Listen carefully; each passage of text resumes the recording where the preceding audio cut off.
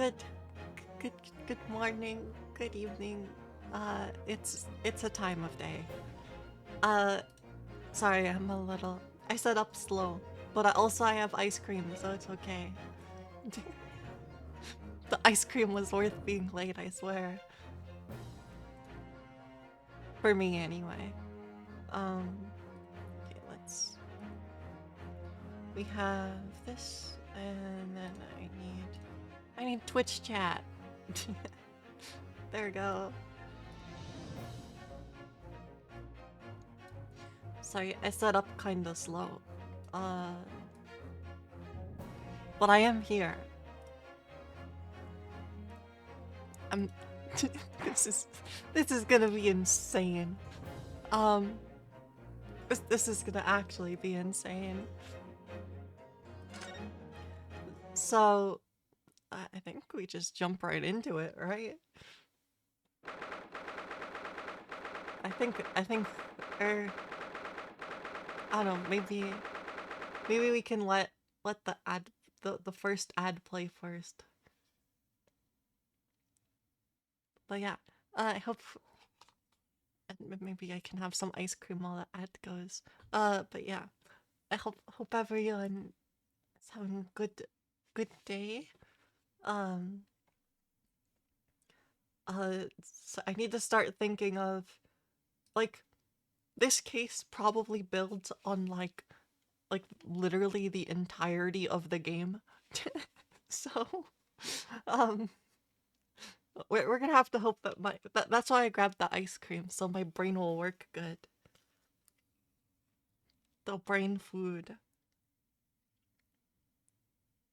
But yeah. Um,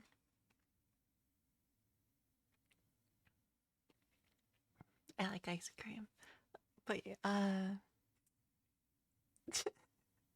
where do I even begin with the summary of what the heck is about to happen here? Like, it's all spoilers. um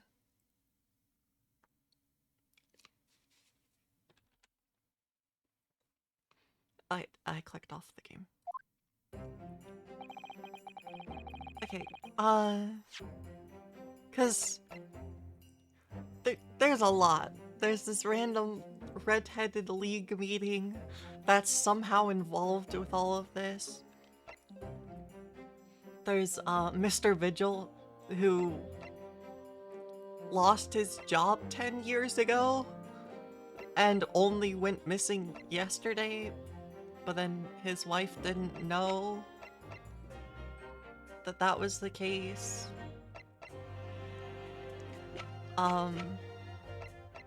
There's a service gun that definitely shot a candle. There's this key, this mystery key. This mystery key is very mysterious. There's a red wig, which is how we know the red-headed league thing must be involved. Von Zeeks is the defendant. What? Yeah, what a curious key. Mysterious even. Yeah, I'm sure we'll find a use for it. We'll definitely find a use for it.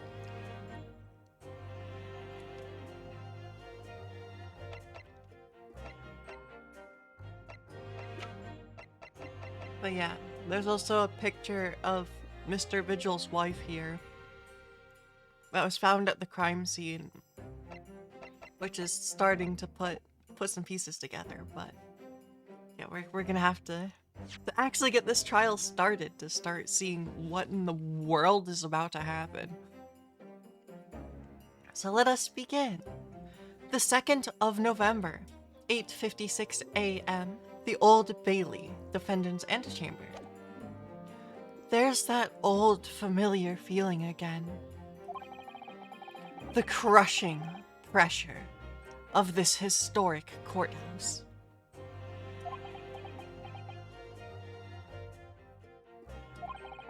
Actually, no. It's a little different today. There's an even more menacing tension in the air.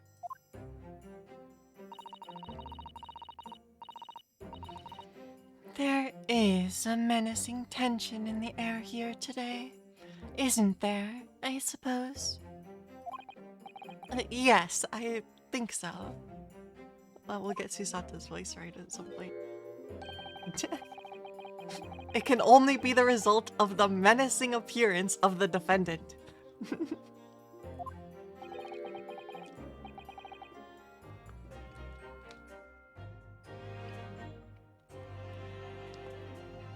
No, I'm about ready. Okay.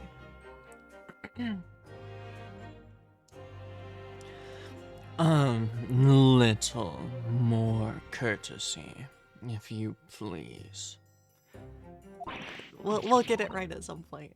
Warming up the vocal cords, I guess. Oh my, I do apologize. It's fine. We'll get into it. However, you're certainly not mistaken that this trial is far from ordinary. What do you mean? I'm not privy to the details, however. I understand that no jury has been selected. A trial without a jury? Well, that's just like the trial of the professor 10 years ago. A closed court.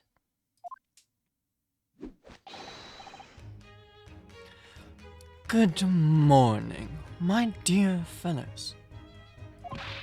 Mr. Sholmes! Have you made note of my hair, Mr. Naruhodo? An outright victory for science, you must agree.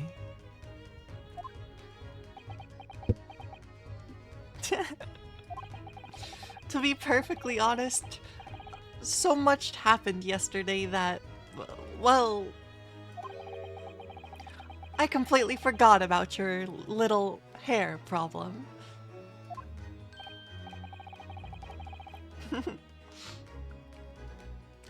Ha! What to one man is a little hair problem, is to another a day of drinking dubious potion after dubious potion.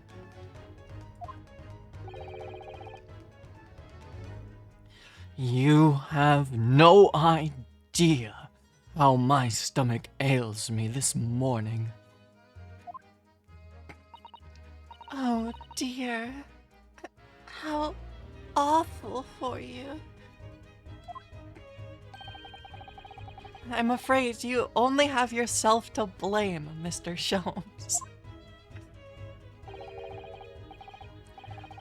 Ah, good morning to you, Mr. Reaper. I'm delighted to see you looking so full of vim. Yeah, everyone got some really cool alt costumes while Holmes has this one. He certainly does. I maybe I should have changed him back, but I think it's so funny. It just like completely ruins the atmosphere every single time he's on screen. I can't take it seriously. Like when he was posing in the wax museum, it's just like this is the outfit he's wearing. It's so good. And I see London celebrated great detective is as active as ever. To be fair, he changes the atmosphere anyway, no matter what he's wearing. That's very true. Oh, you exaggerate, my dear fellow, compared to my paltry engagements with a few trivial cases. The Reaper's overbearing presence is a far greater deterrent to the black roots of crime in our capital.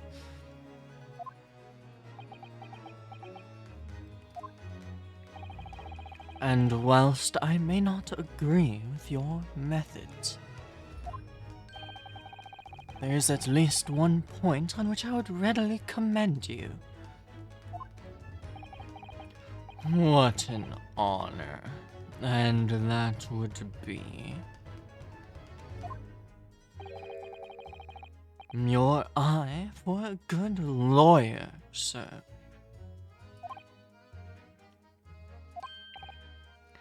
Mr. Sholmes. After all, behind this lawyer, there is a very great mind. My own. What are you trying to say? I wish only to say that you should be quite prepared. You should be prepared for quite a trial, Mr. Reaper.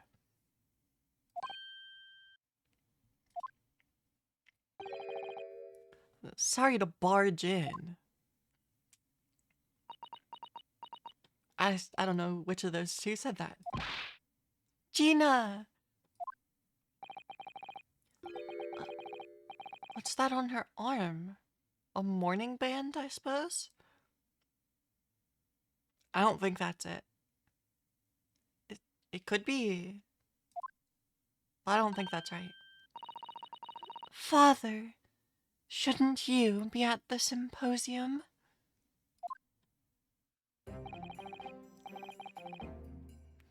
It's been postponed, so I have some free time. I decided to come along with the police inspector to see our country's up-and-coming student in action.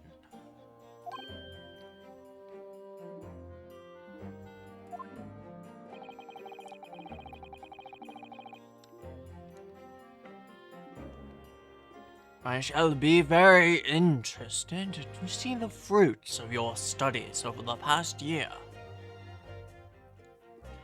Yeah, I think it. I don't know. I thought there was a chance she would have like suddenly got promoted, but probably not. A morning band would make sense, but it's just like I don't know. It has the insignia of the Her Majesty's police. Of the constabulary. Well, it's an honor to have you here. Let's hope there are some fruits to see.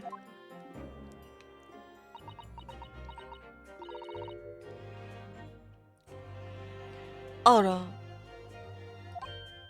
Oh, yes. Gina? Why'd you agree to this, eh? Why'd you take him on?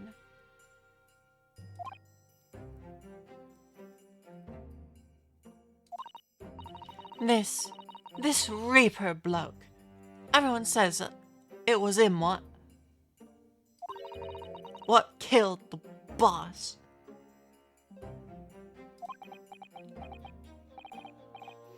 I'm sorry, Gina. But I just don't believe that.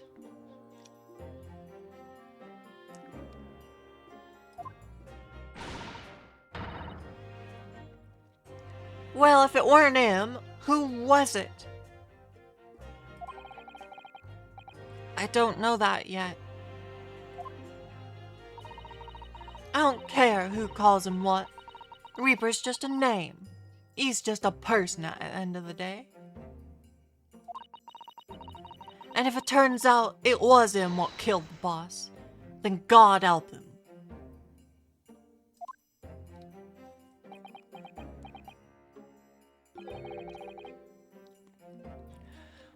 Fiery eyes, indeed.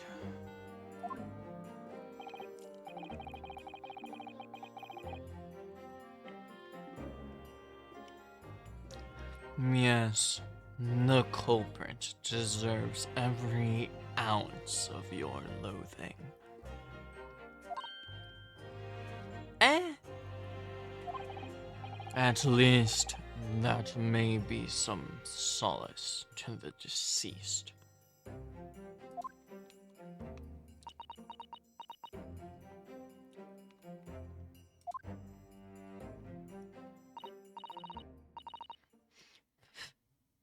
Please, Oda. Get whoever did this for the boss. Oh, Gina. I hate feeling this useless, but there's nothing I can do. So you've gotta find who done this and make the wretch pay. Counsel for the defense and the defendant. Court will be in session shortly. Make your way into the courtroom at once, please.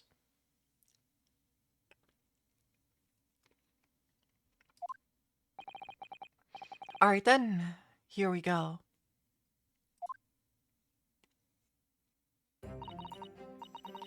It's time, Mr. Naruto.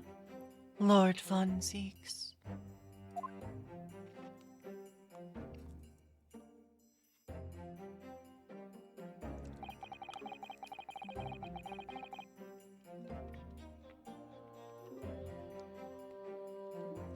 One who lost his treasured brother to a mass murderer.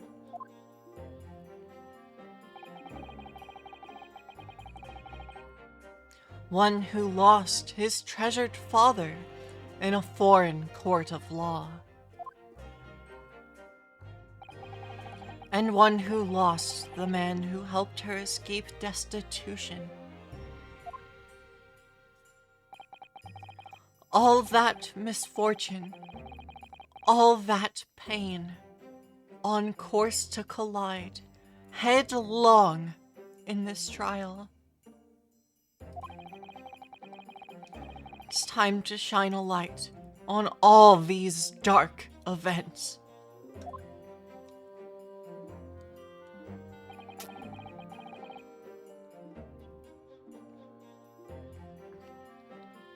And whatever truth is revealed, we're going to have to look it straight in the eye.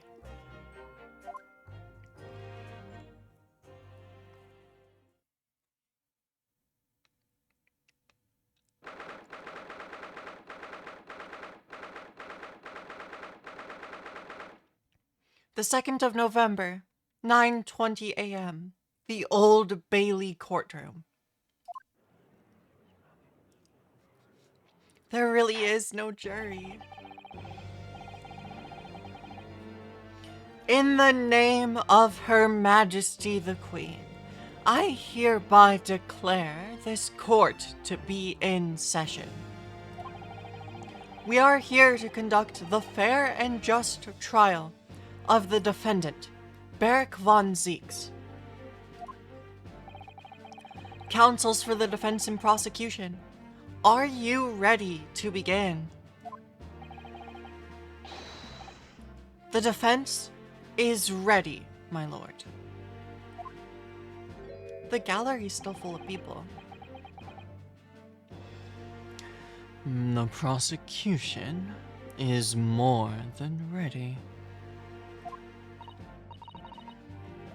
Oh, Kazuma-sama. I've been wishing to see you in court again for so long. It feels... But I never pictured it happening like this. I never thought I'd be facing you behind the prosecution's bench. The so-called Reaper of the Bailey. has been a scourge like no other, undermining Her Majesty's justice system. Today, we must uncover the truth behind this scourge. In other words,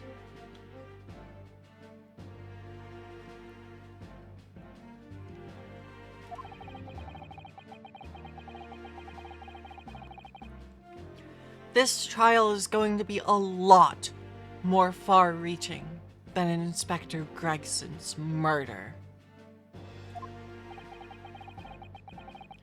The truths revealed by these proceedings may have unpredictable repercussions throughout the judiciary. Accordingly, they are to be conducted as a closed trial, with no members of the public present. By Her Majesty's direct orders. How will that work, my lord? The burden of all arbitration and adjudication falls on my shoulders. Therefore, as you will see, the jurors' bench shall remain vacant today.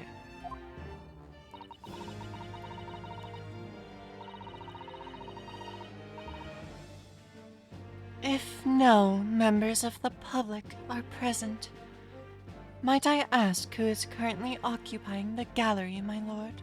I was curious about that too. They are members of the judiciary, here to witness proceedings and ensure an equitable trial.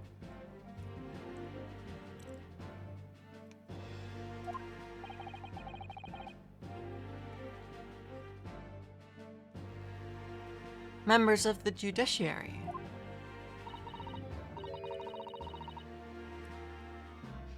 Oh my, this is a very unusual trial already.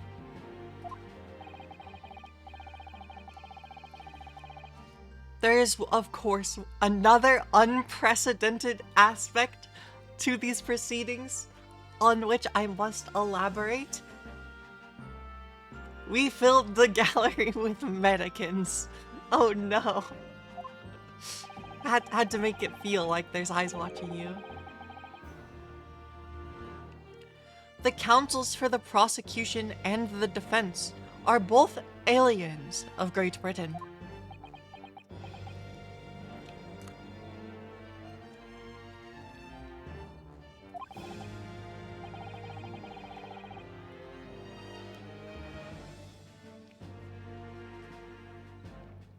I believe it takes an outsider to see the truth sometimes.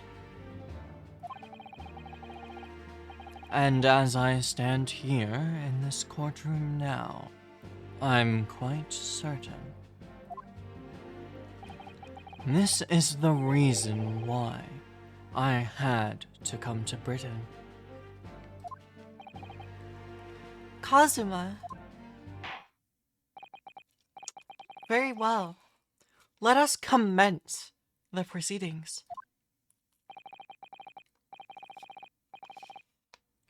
Prosecutor Asogi, your opening statement, if you please. Certainly, my lord. The incident took place on the 1st of November, just after 5 o'clock in the afternoon. The location was a building of flats on Fresno Street, on the outskirts of the city. The victim's body was discovered there, in an old single-room rental property. Yes, Inspector Tobias Gregson. A name known very well indeed to this court.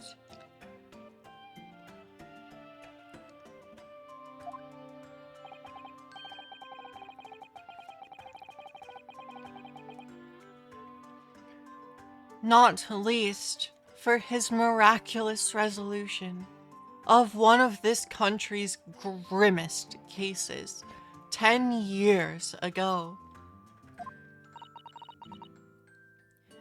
The Professor case.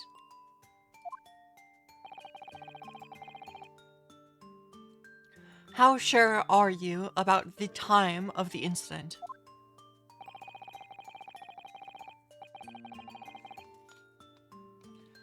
Several witnesses on the street outside heard the gunshot, and all have reported the same time. Yes, that's what Gina told us too. There were a number of witnesses.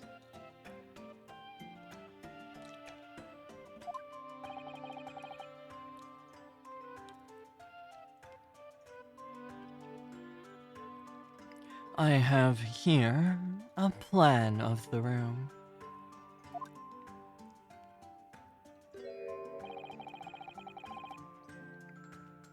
The victim was found curled up in one corner. It's believed that he was shot from the front at point-blank range and died instantly. How has the range been determined? There were scorch marks around the entry wound. Such marks are caused by the gunpowder used to fire the bullet. But powder hot enough to leave scorch marks is only ejected a few inches beyond the end of the barrel. In other words, it only happens when the target is at point-blank range. I see, yes. Thank you for the detailed explanation, Counsel. The autopsy report has been entered into the court record. The murder weapon was found lying beside the victim.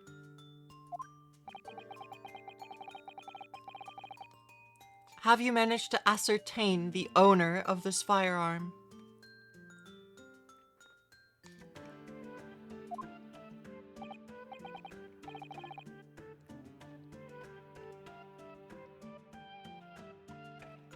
No, my lord. Not conclusively.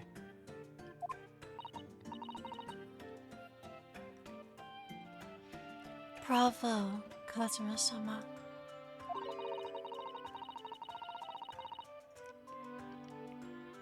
For not trying to use the gun as evidence when its provenance can't be proven. Furthermore, my lord, as I've explained, the revolver was fired at extremely close range. The bullet passed through the victim and struck the wall behind him. There is a candelabrum mounted on that wall, and the tip of one of the candles in it was found to have been blown off by the projectile. We noticed that too, didn't we? Yes, that's right.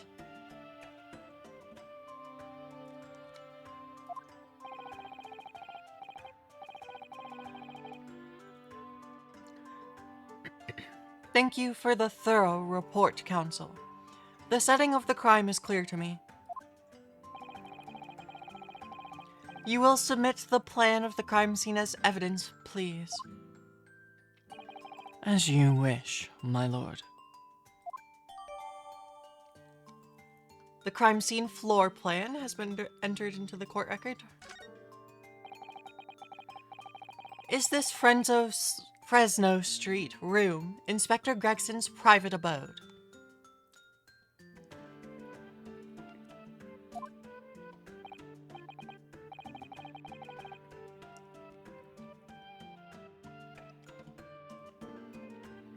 No, my lord. The room is rented to a Mr. Hugh Boone. But there is precious little furniture inside, and it is generally in a poor state of repair. What on earth was Gregson even doing there? Presumably, he was investigating some case or other.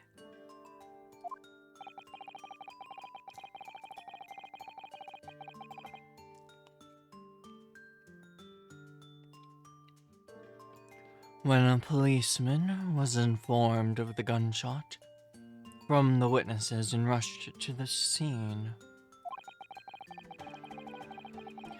he found only the deceased inspector and the accused standing alongside, holding the revolver.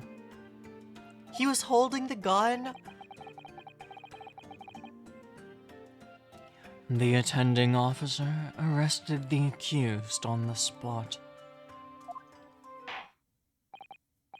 So, the details of the case are clear.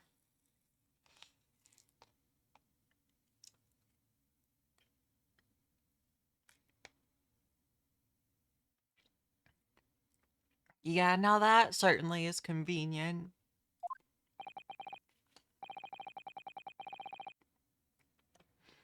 In that case, the prosecution would like to call its first witness.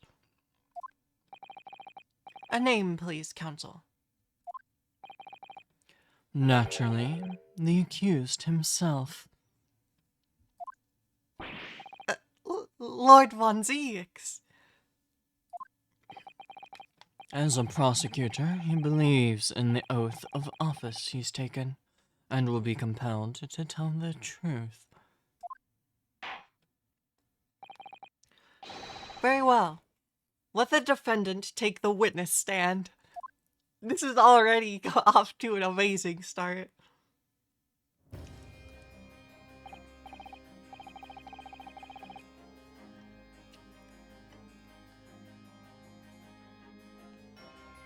So, witness, state your name and occupation for the court.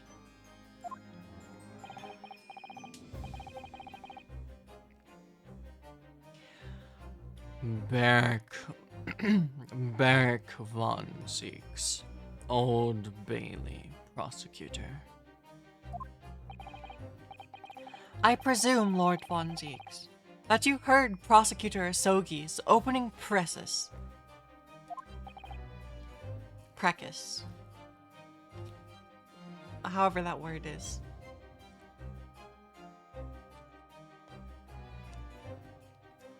I did. It is alleged that you were found at the scene of the crime. And that you were arrested by the arriving officer. Can you confirm this?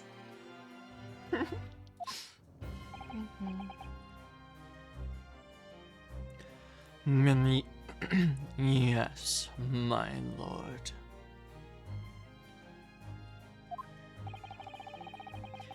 Then, I'm sure the court would like to hear your you explain some things away. Namely, why were you there in the room on Fresno Street at the time in question? And what exactly took place?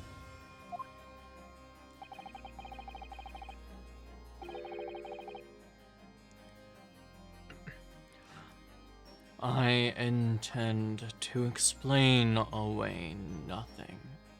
I will simply tell the truth. I must say, Lord Von Zieks, I never imagined this day would come.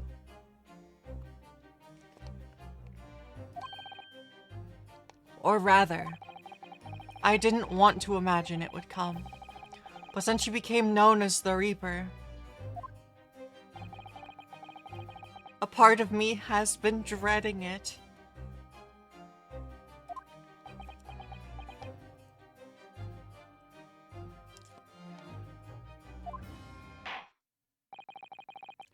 Your formal testimony, then, witness.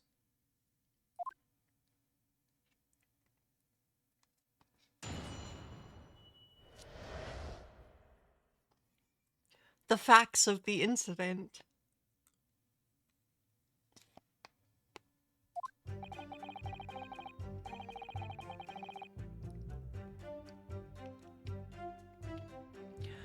I was investigating Gregson, and my inquiries had led me to that address. When I first entered the room that day, it was dark inside, and I saw no one. A moment later, I heard the gunshot.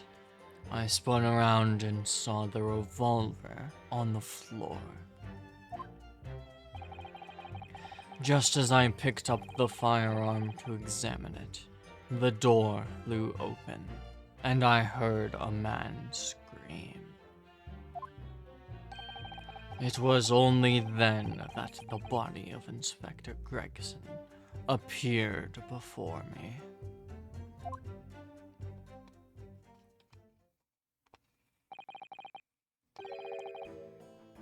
That testimony was the whole truth. It was.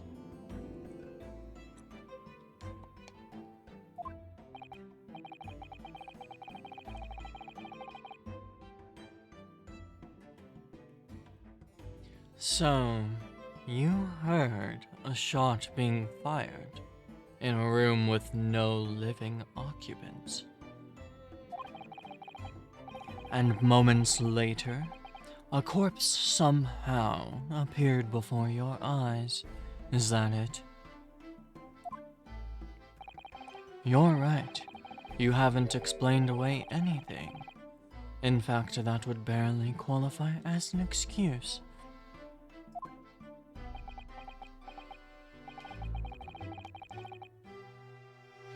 I thought you were my mute apprentice.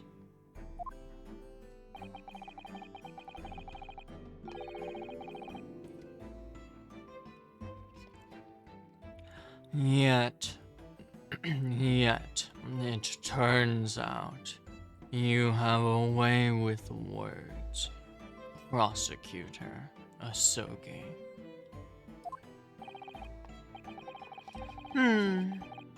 It would appear to be a singular tale indeed.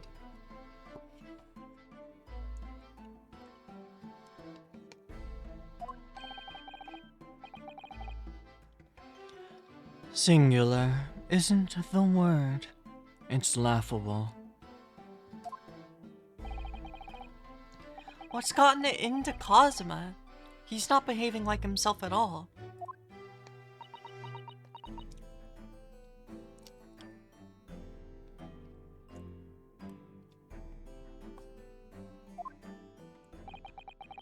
Very well then. Counsel, you may begin your cross-examination.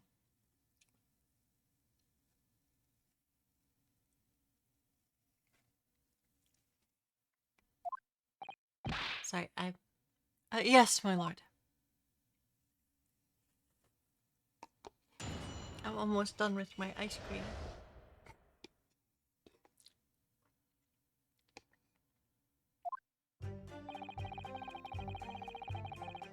Hold it! You were investigating the inspector. What on earth for?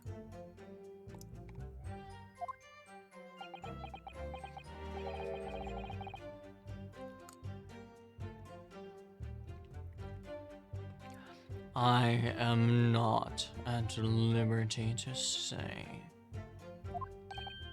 Sorry. I'd identified a distinct possibility that Gregson was involved in a case I was investigating. Regrettably, though, he was killed before I could secure the proof I needed.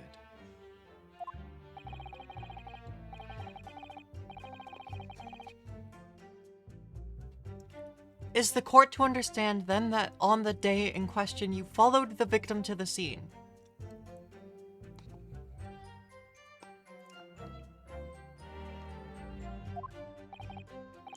No.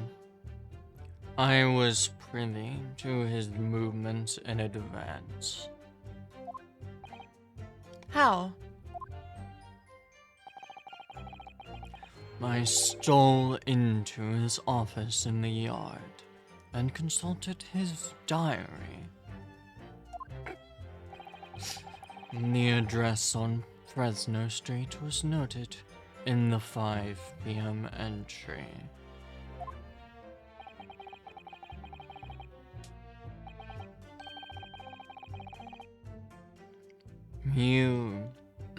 You illegally entered the man's office. In Japan, that alone would constitute a very serious offense.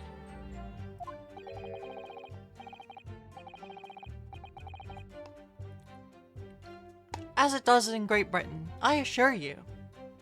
Is that not the case, Lord Von Zieks?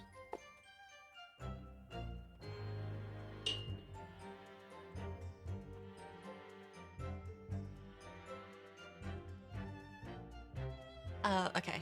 It shouldn't fall over there. The ice cream container.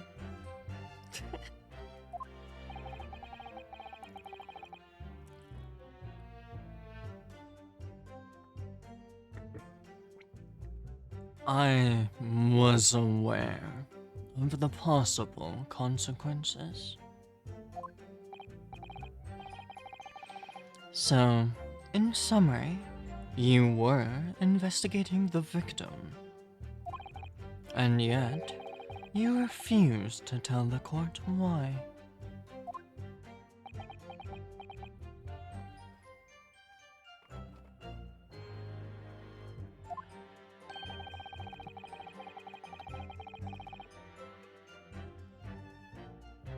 I didn't realize British prosecutors enjoyed such freedom to choose what to divulge under oath.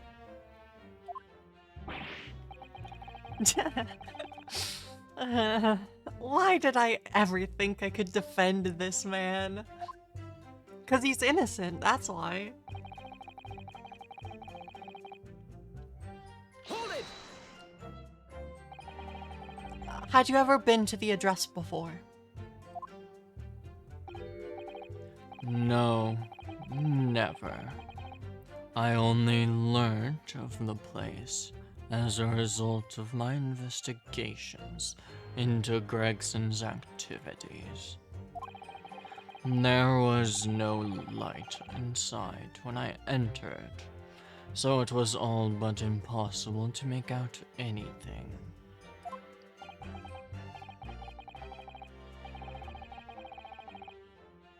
But at 5 p.m. the sun would only have just gone down. It still would have been reasonably light outside.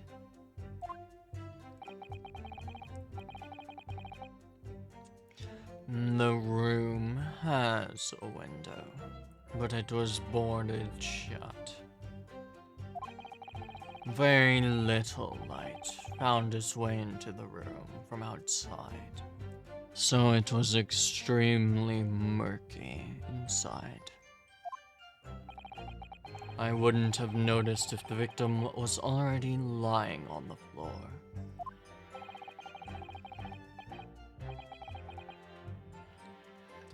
There was no artificial light in the room, you say? You're quite sure? I'm sure, quite sure, that the part of the room where the body was found was very dark. I have a feeling there was a small oil lamp burning on the desk, though I couldn't say for certain. Look, Mr. Narada.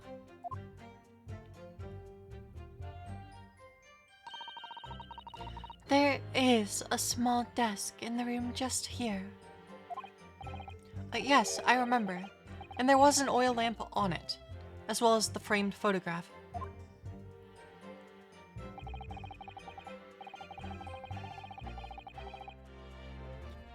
When I entered the room, I closed the door behind me and started towards the desk to investigate.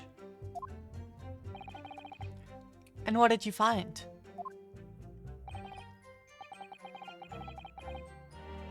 Nothing. I never actually reached the desk.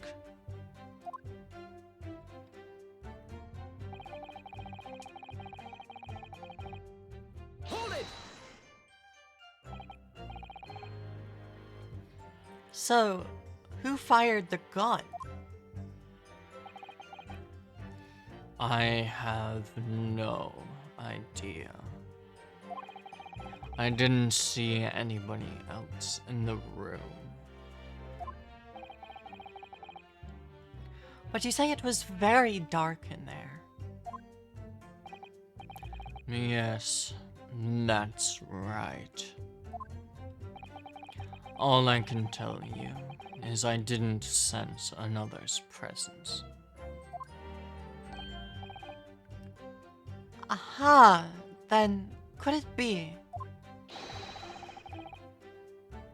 that the gunshot actually originated from somewhere outside the room? No, that's out of the question. Oh. Without doubt, the sound emanated from inside the room.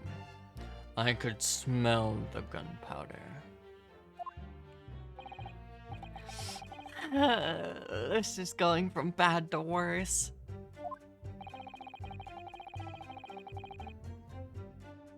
And you say that's the point at which you've noticed the revolver on the floor? Correct. And I foolishly picked it up. That was carelessness on my part. Presumably then, the gunshot that you heard came from the firearm that you somewhat hastily took into your hands.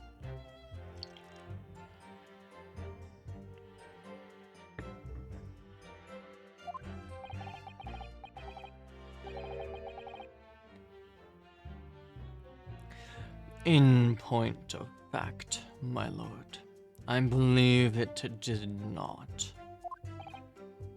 Huh?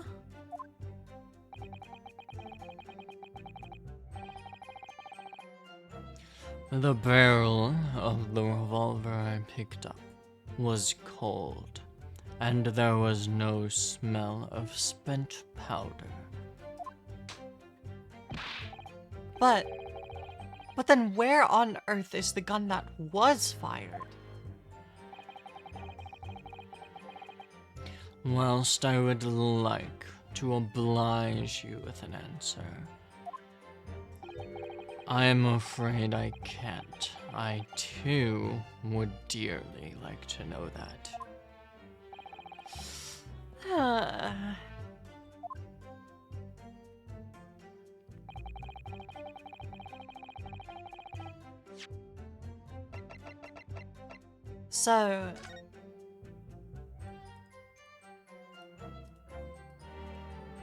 So this gun was not fired. According to Von Zeeks, I'm gonna trust everything he says. To be honest, I'm not convinced that this is a key.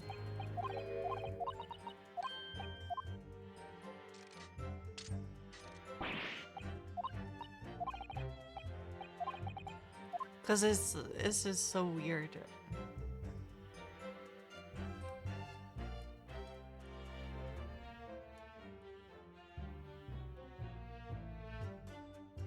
You know, all I'm saying,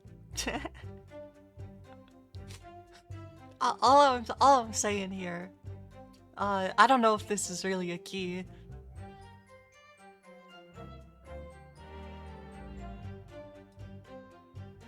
Sadly, doubt there'll be a ballistic marks conversation around this time around.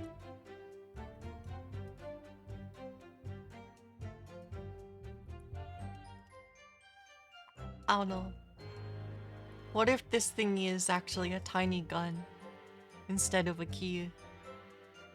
That's what I think, but it's a distinct possibility. But whatever, it doesn't matter. Coroner Maria Gory. Cause of death, the victim was shot in the chest at close range from the front, resulting in instant death. Scorch marks at point of entry. The bullet exited the body from behind. The caliber of the gun used matches that of standard issue firearms for members of the judiciary.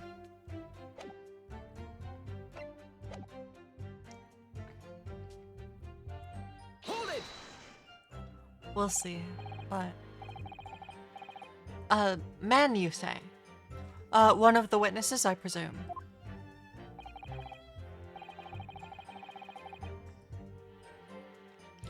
That's right.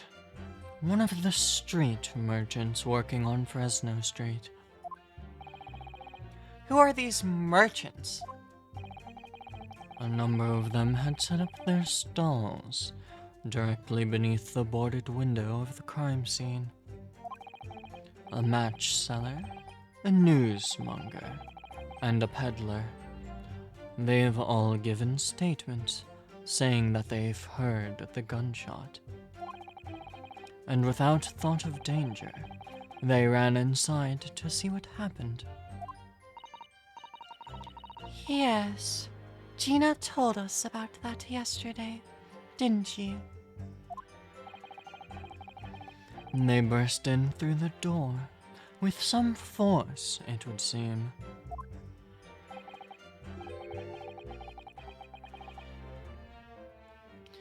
They did, and almost gave me a heart attack in the process. But you're supposed to be the Reaper.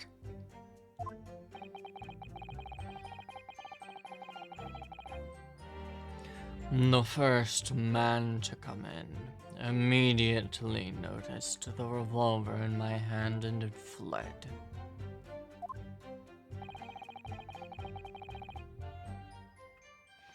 A policeman patrolling on Fresno Street heard the commotion and was able to arrest the accused shortly after the incident occurred. Anyway, the man's scream drew my attention in that direction.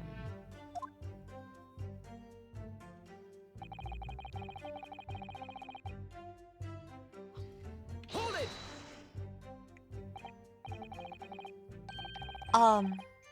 What do you mean by that? In what way did the body appear?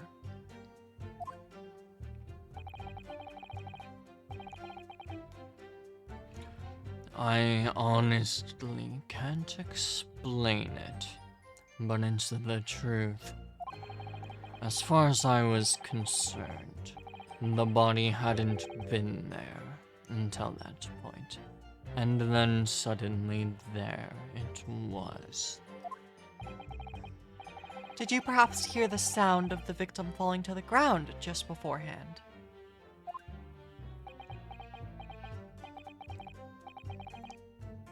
At that moment, what I heard was the sound of the door flying open, and the scream of the man who came inside first.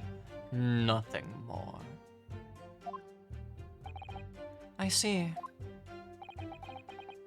After the man fled, I examined the body. I was stunned to find that it was Gregson. Most curious circumstances indeed. How the inspector was killed, or how his body seemed to appear out of nowhere. I have no idea. Objection!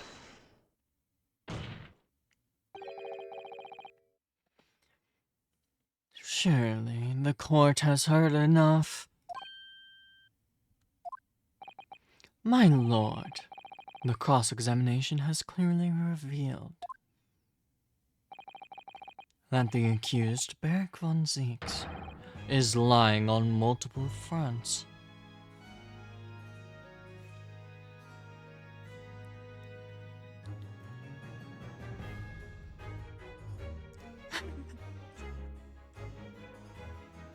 Sorry, the song.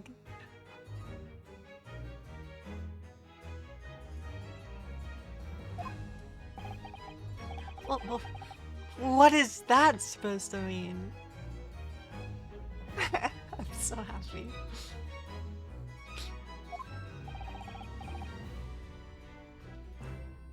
Good gracious, Council.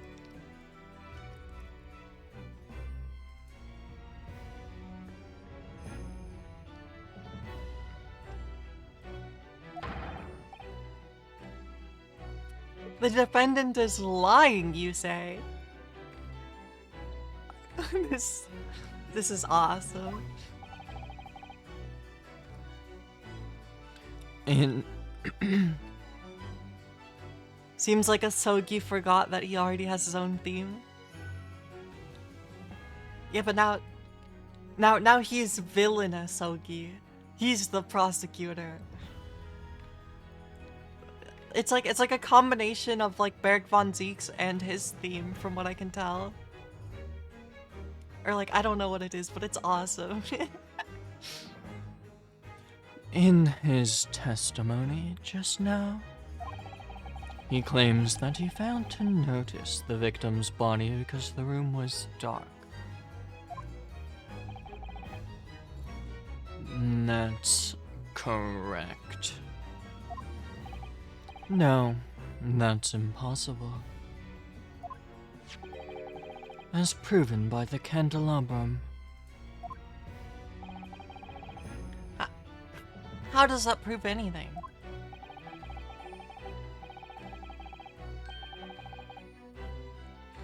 If you examine the tip of the long candle, you can see it has been blown off by a powerful impact. One would assume that the projectile from the firearm passed through the victim and struck the candle. Oh! Okay, so he's going to say all 3 candles were lit? He's gonna say all 3 candles were lit. And then the long candle... Okay, he's gonna say all 3 were lit.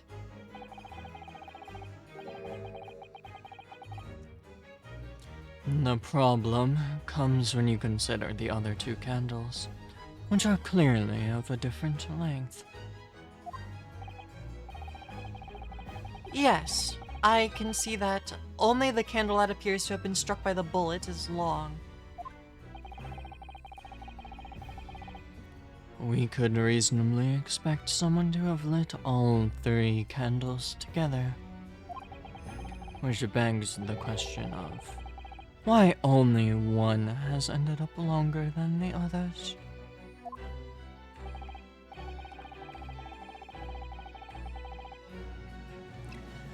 That must be because that particular candle was extinguished when the others were still burning. Oh. That's right. When the candle was hit by the bullet, it obviously went out. But the other 2 candles would still have been burning, so the fact is, the victim's body would have been illuminated by the light still thrown by the candelabrum.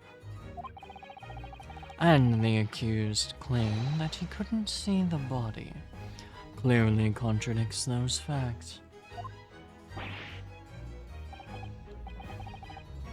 And now, to the next lie. There's more.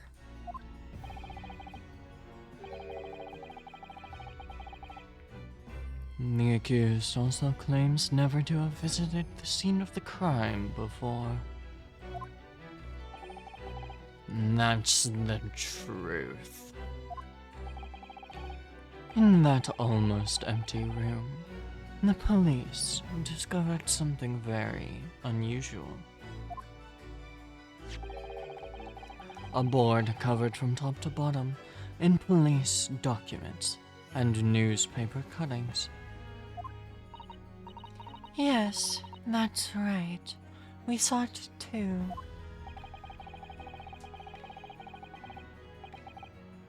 It goes without saying that the contents of the police documents cannot be divulged. However, they included a number of reports from various historical cases, the oldest of which was from 10 years ago. 10 years ago? This is starting to sound familiar. And there is a common thread linking all of the documents on that board. I'm assuming it was Gregson's investigation notes of the Reaper. Indeed. What is this common thread, Counsel? They all relate to cases prosecuted in court by Beric von Zieks. All of them? And furthermore, all those cases are ones in which the defendant was acquitted. Good lord!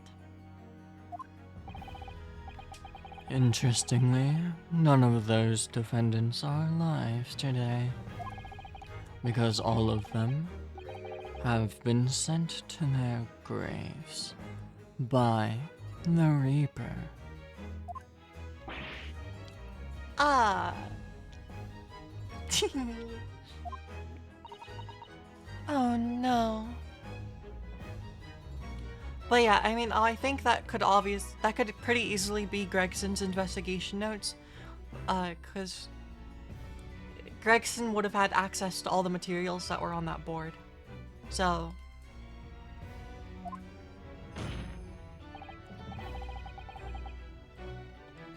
In short, that dingy little room is the Reaper's secret hideout and his base of operations.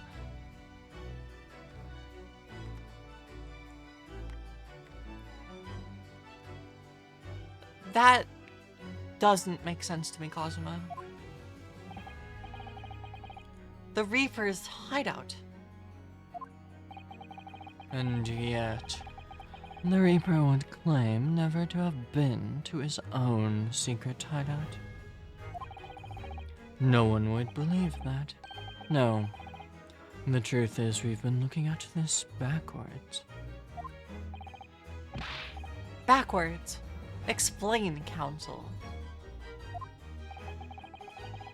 Inspector Gregson was investigating the identity of the Reaper when he discovered the location of the man's secret hideout. He was killed. As I'm sure everyone can imagine, by the Reaper's hand. What?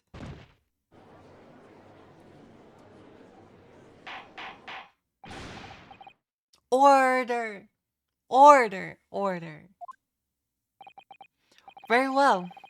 I hereby state the current opinion of the court. Beric von Zieks is an outstanding prosecutor who has rendered great service to his country.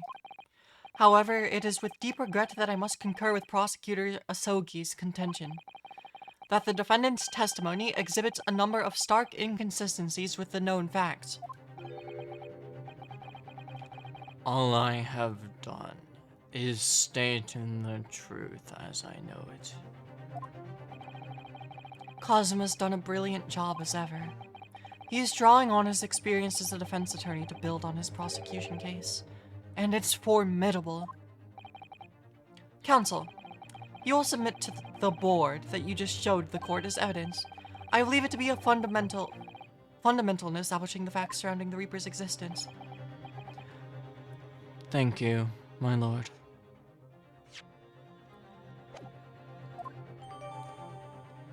Notice board has been entered. And now the prosecution would like to call a new witness to the stand. Witnesses who saw the events unfold on the day in question. They were mentioned in the previous testimony too, if you remember. Yes, the street sellers who heard the gunshot and went running. Very well, I'll lead the witnesses in. I didn't finish my cross-examination. The defendant may step down from the witness stand.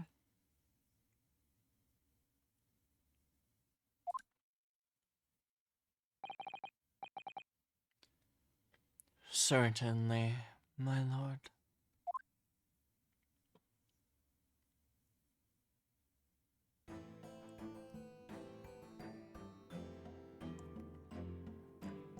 Oh no! He's back! So, witnesses, state your names and occupations for the court.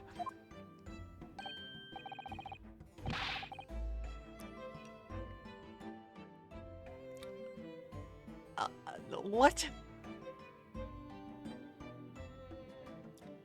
What kind of voice do I give this guy?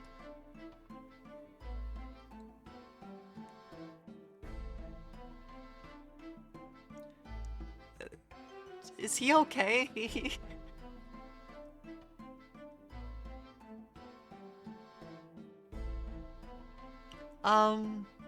Sorry, my eye is kind of bothering me. A silly voice. Yeah.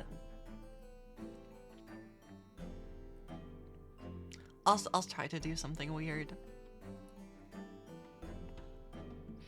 Names. We don't use names. Far too fancy for the likes of us.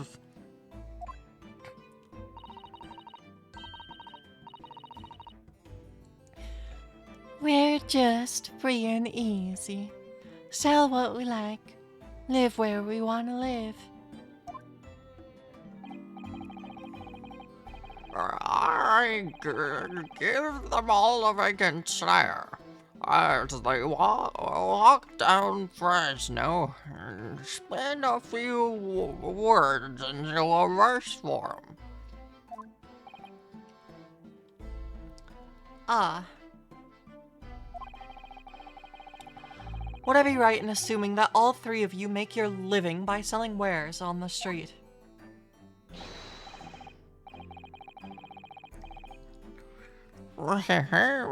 Everyone calls me gossip. I sell jaunty little tidbits to passers-by, you know. Jaunty little tidbits.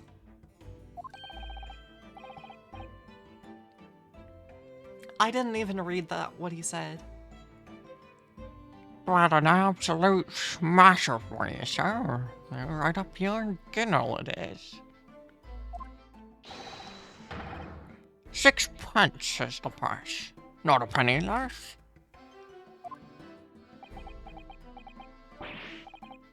Wait, you're actually trying to sell it to me now? Oh, come on, sir. Don't tell me you're not interested.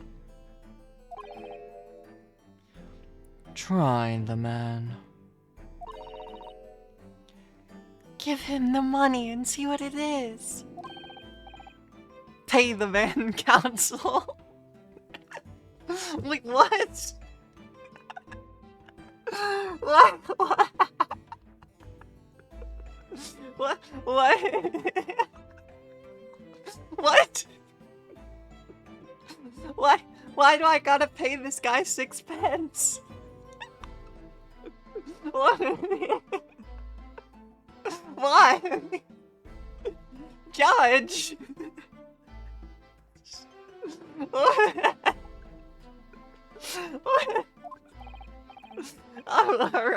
Alright. 6 pence it is.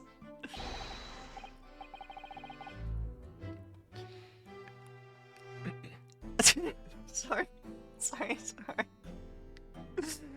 What's happening? Okay.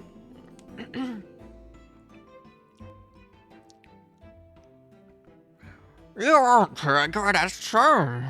Now get your listening ears on. Got your listening ears on? Just between us, a young couple on Slate Street have just had twins.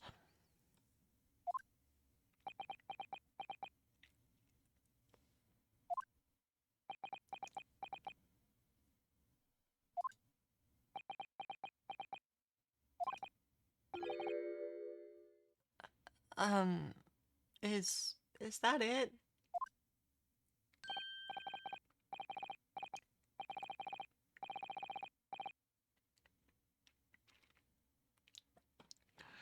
No, it's not. That's not it. It's gossip, ain't it? It wants to spread, but that bit's up to you and your mouth, of course.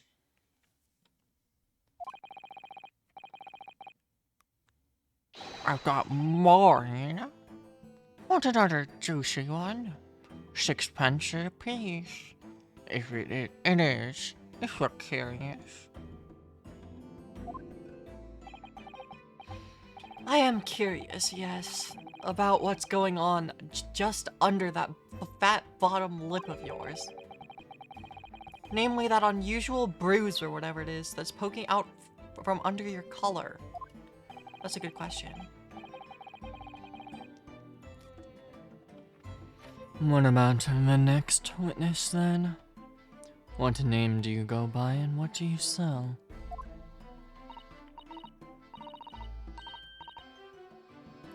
Me? I'm Venus. That's what everyone calls me. Funny, innit? I sell these lovely little fireworks to all the local school kids. 6 pence a pop. What'd you say? She lit it. She lit it.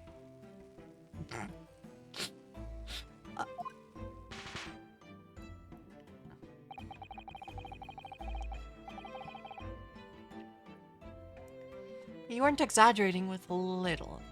Do they actually sell? Oh yeah. The second years can't get enough of my Venus firecrackers. Especially when I tell them that if they get 100, they could blow up the school.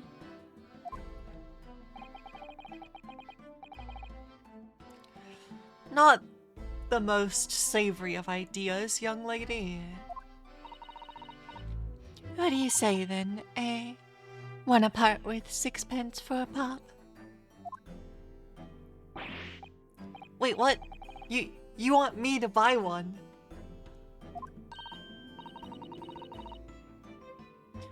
Tell you what, I'll let you in on a little secret. If you get 100 of them, you could blow up the whole courtroom. Try the woman.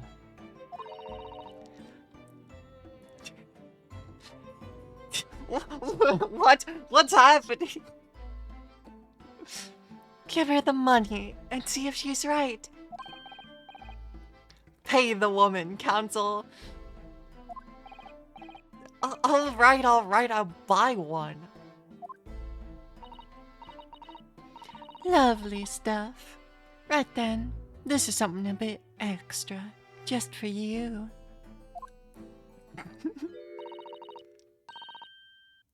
The Venus special. Only 600 pence. Come on, Odo, pull out those 600 pounds.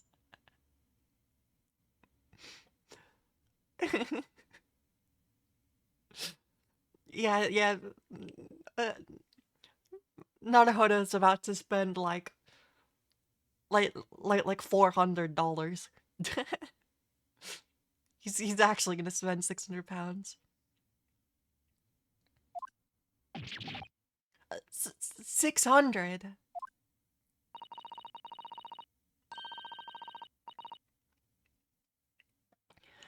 It's 100 of my regular fireworks. Nothing little about that, is there? And there'd be nothing little about the punishment if I blew up the Old Bailey either. The Venus firecrackers entered into the court record. And the last witness? What name do you go by and what do you sell?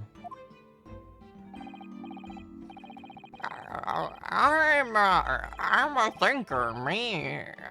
Think all sorts of thoughts. I think, therefore I am. I am, therefore I think. I think.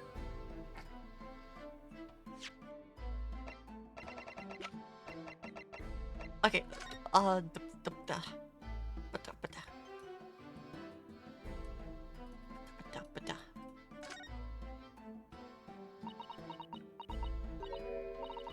Oh, what's this? Mr. Naruhodo, look. Oh yes, it's a smudge of some kind. In fact, it looks just like a handprint. And the color. That's blood, isn't it? Oh dear, how disturbing. There's a bloody handprint on the backside of this notice board. Okay, what's on the front side? There are details of a whole raft of cases dating back years here on here, aren't there? This paper from 10 years ago is browning with age. Look. Out of interest, the most recent thing appears to be this paper cutting. Oh, it's the same red-haired league advertisement that Mr. Sholmes had picked out. And you remember, there was a red hairpiece at the scene, too. Was Inspector Gregson an exponent of the Red-Headed League, then?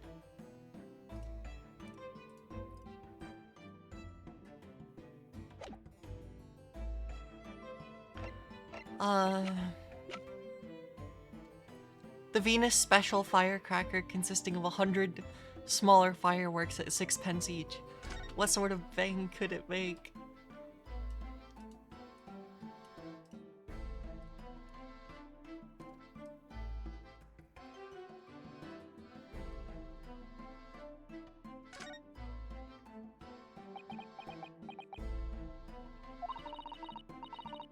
Have you had an idea, Mr. Naruhodo? You're staring at the end of the string of fireworks. Sorry, it's just that it's the Venus special. I was wondering what 600 pence of fireworks would sound like. Shall we find out? What? But, she said it could blow up the courtroom.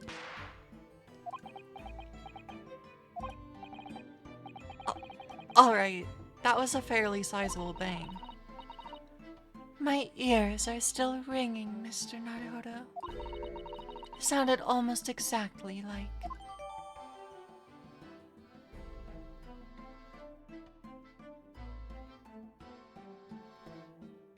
It goes off like a gunshot.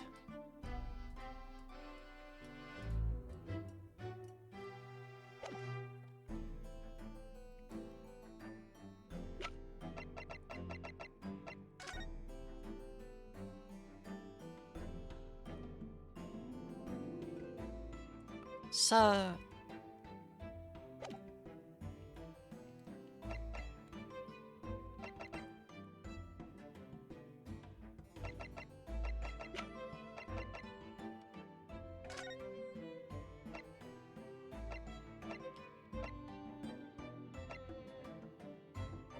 Wait, why is there no time of death on this autopsy report?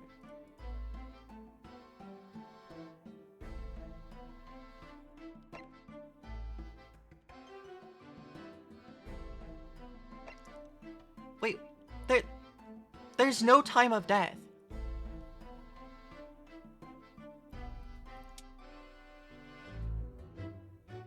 right? We need one. It's incredibly important, actually.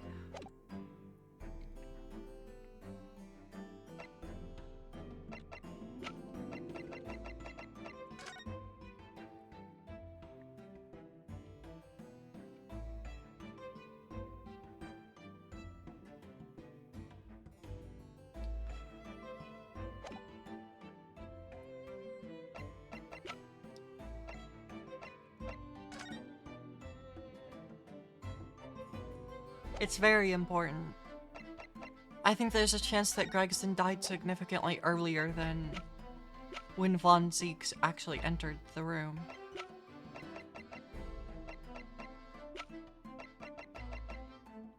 And then whoever killed him could have been easily familiar with the street merchants and rigged fireworks to go off. Still don't...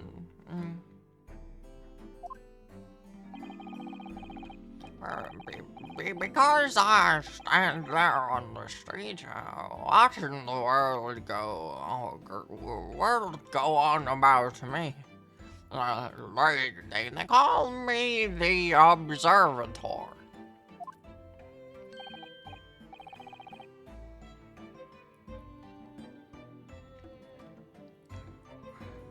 Get out of it, old man.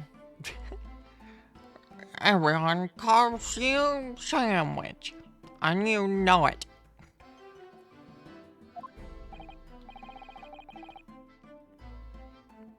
So, you don't actually sell anything?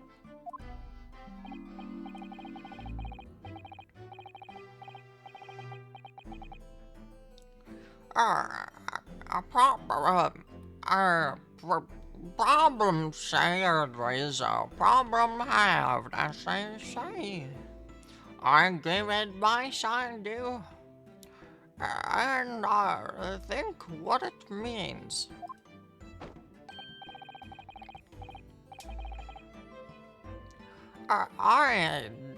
Don't actually sell anything, no. Come to think of it. Pity. No more purchases today, please. Well, we have quite a cast here, it seems.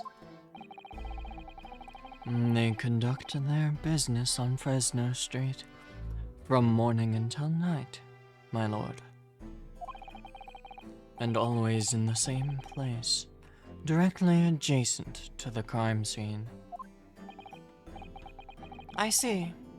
And thus they heard the gunshot, I suppose?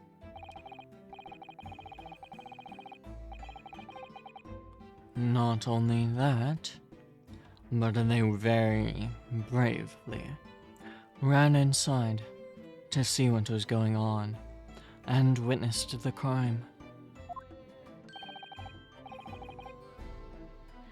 Well, are we beggared? I thought, just between us.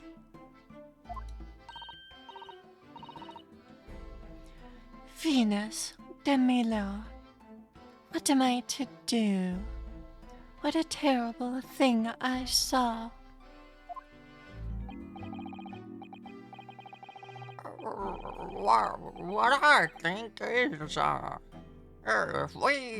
if all what we see is light and shadow, playing with our eyes, is any of it real? Very well. The court will hear the formal testimony of these 3 witnesses now. You will describe in detail what you witnessed and heard at the time of the incident.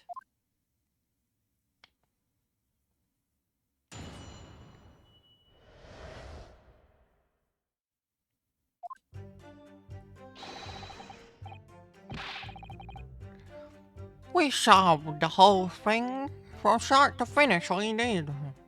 Everything from the management from the moment they went in the building.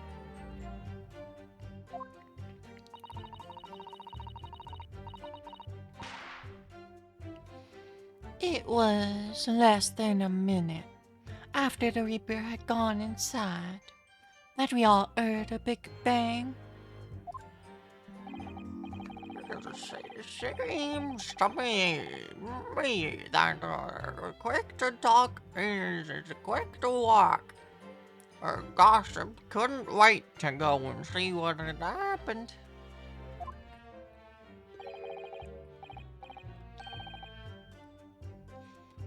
I went into the room, and there he was, Reaper, gun in his hand, standing over the bed, dead body.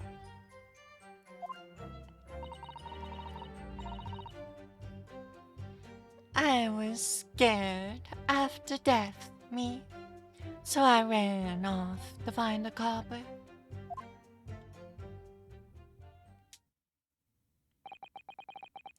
If these witnesses were there the whole day and saw everything,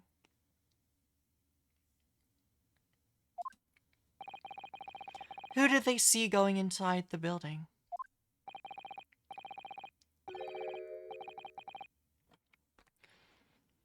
Only the victim, Inspector Gregson, and the accused, Berk von Zieks.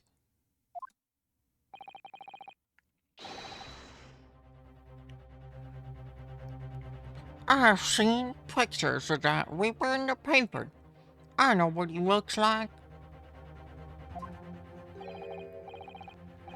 And just between us, folk love stories like this.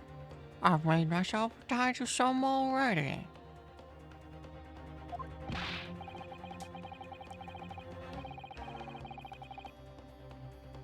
But wait, the room was just one of several flats in the building. Someone from another flat could have done it. All those flats on Fresno Street are unoccupied.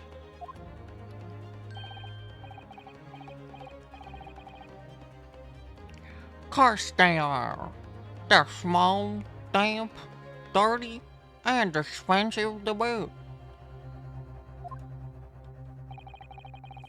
The room in which the inspector was found is the only property in the building that's currently leased.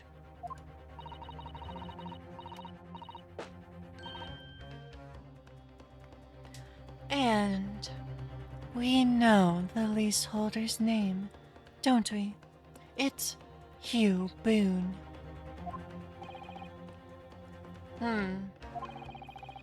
The testimony the court has just heard would appear to leave little room for doubt. It's becoming increasingly difficult to see how anyone other than the defendant could have committed the crime. No!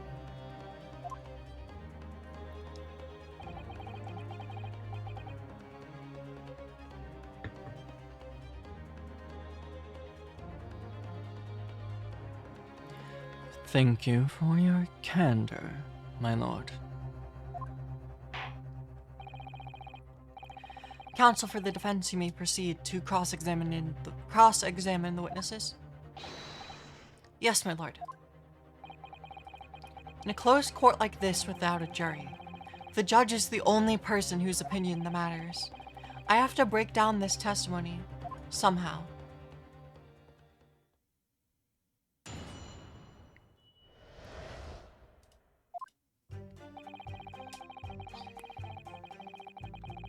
Hold it! When you say they, who do you mean exactly? Inspector Gregson, the defendant? Lord von Zieks?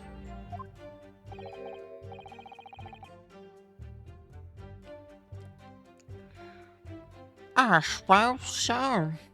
Lots of us don't know the names of the handmaid. But I'll tell you one thing. It was the old Reaper that went in last. That's for sure and certain.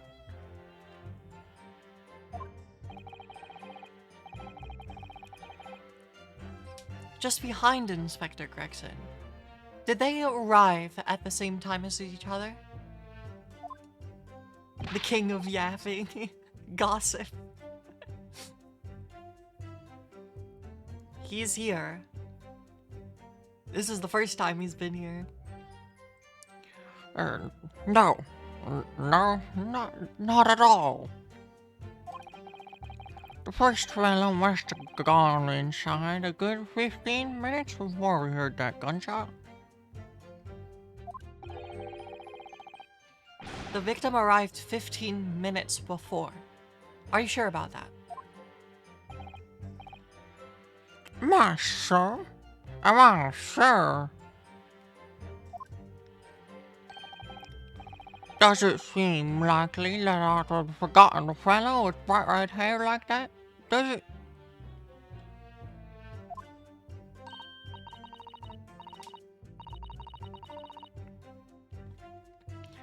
Yeah.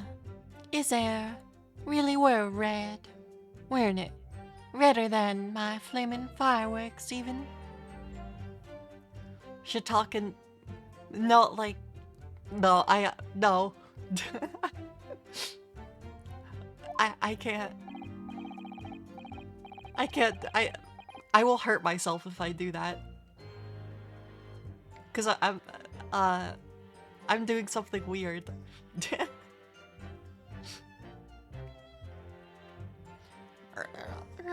That fiery. That fiery red mop still burnt on the inside of my eyelids. It is. Wait a minute.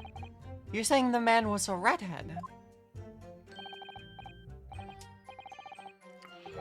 Weren't you listening, Tom? He was a redhead. And he had a big trunk with him as well. A trunk?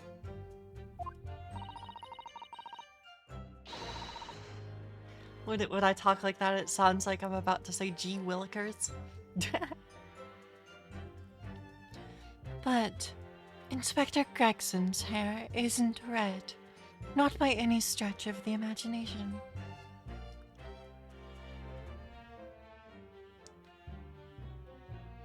Oh god. Gregson was killed somewhere else.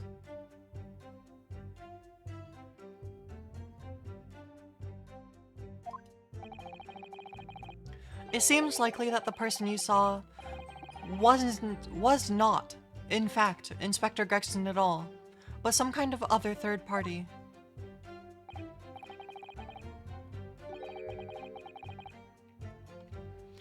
No, I hate to break it to you, but the witnesses are correct. What? Just have a look at this photograph of the victim taken at the scene.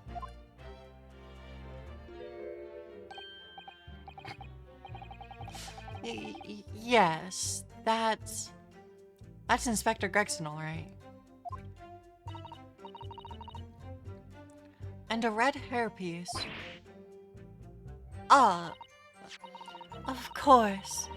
We saw one on the floor when we investigated the scene, didn't we? I still refuse to believe Inspector Gregson wore a hairpiece, though. So then why on earth would he have been wearing something like that?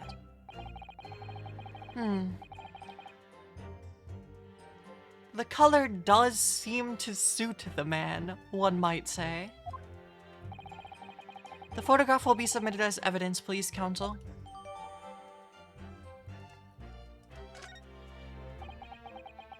And what became of the trunk that the red-headed victim was supposedly carrying? I was informed that no trunk was found at the scene. So it just disappeared.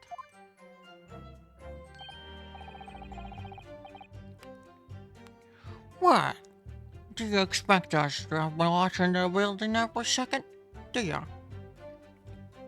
This game is whack. Yeah. Very fun, though.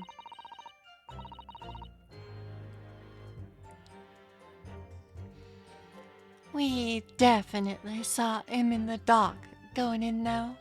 No question about that.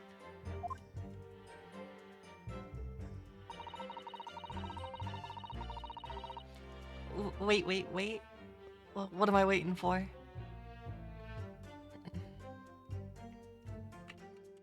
So, just as a point of fact.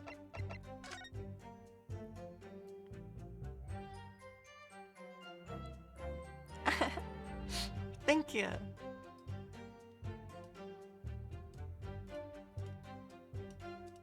Is that elastic? What is this?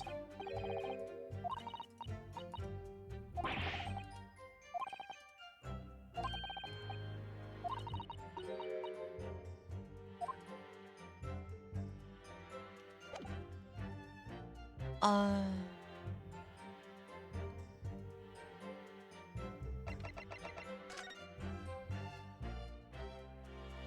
No, there's a lot of blood.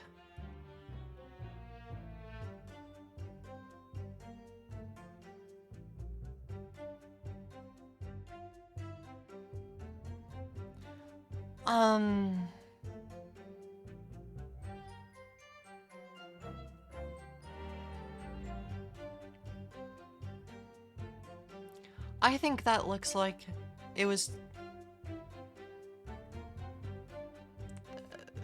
That doesn't necessarily look like he was wearing it.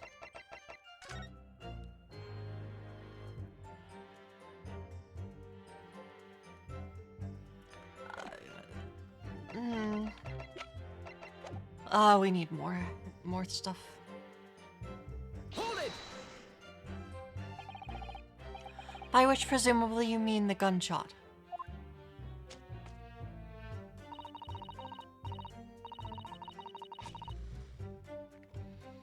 I sell these little things, don't I? How would I know what a gunshot sounds like?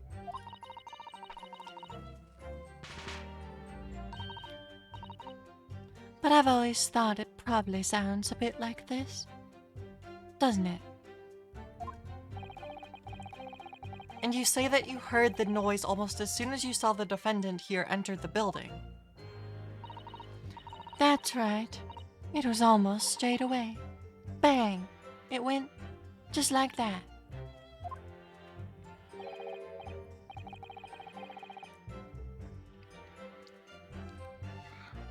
Well, he's the Reaper, isn't he?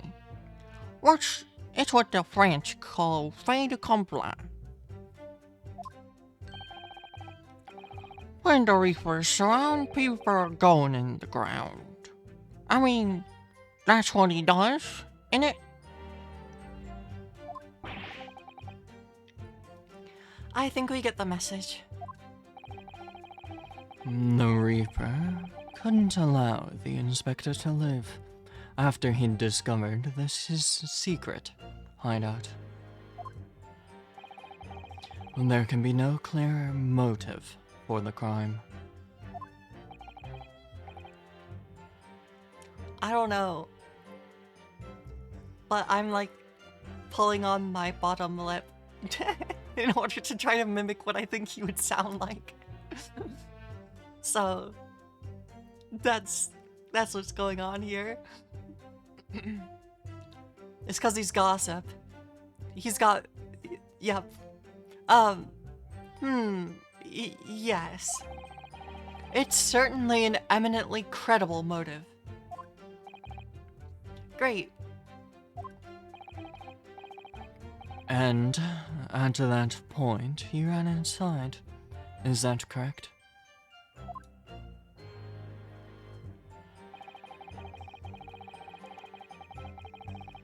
Hold it! So, when Gossip ran to see what had happened, did you go too? Well, me, I'm a bit hampered, you see. All the signs are that I can't move very well.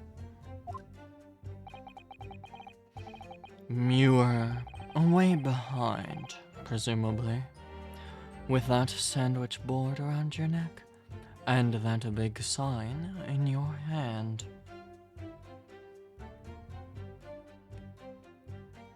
Are you talking about Kazuma? Kazuma has the Ikemen voice.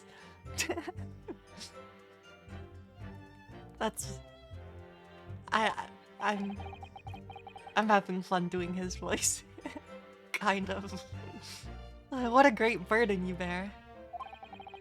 Pardon me for asking, Mr. Sandwich, but is it possible that you and I have met before? You know, I know he looks familiar. I'm not anybody. Me, signs are what you make. What make me who I am now. I signed, therefore I am. So, you were not employed as an omnibus driver just under a year ago then?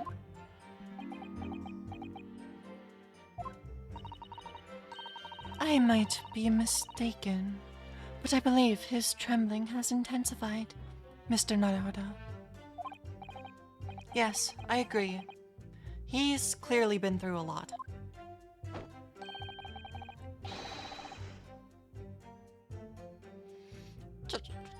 Turn down King Henry Street, and the Black Widower's arms is just there. Oh dear. You've made him hide behind his sign. Life is full of surprises.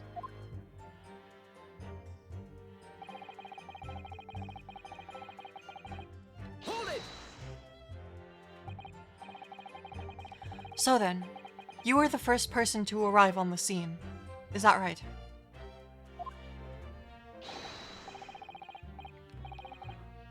That I was.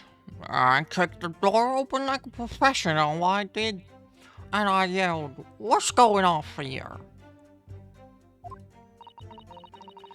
Lord Von Zeeks also claims that he heard. All he heard was a man scream, though. And it was dark inside the room. Was it dark? No, not dark at all. There were candles burning on the wall. Really?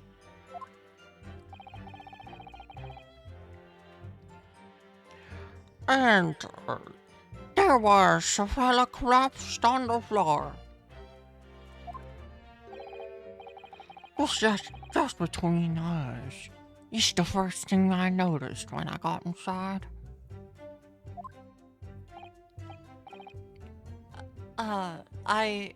I see.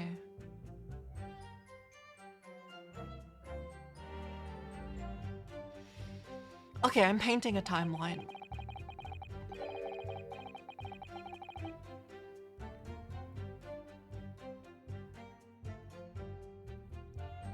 Even though Lord Von Zeeks claims to not have seen any such lights on the wall.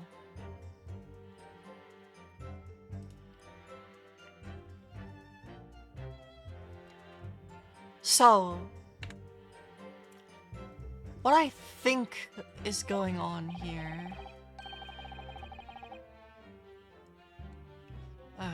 okay, well, I'll get through this first and I'll explain what I'm thinking. The next thing I noticed was someone standing right beside the body. The accused, Beric Von Zeeks. That's right, the pale-faced Reaper himself. I was a little shocked out tonight, but I'm no lily-livered coward. I stood my ground and gave that Reaper a cold hard stare myself.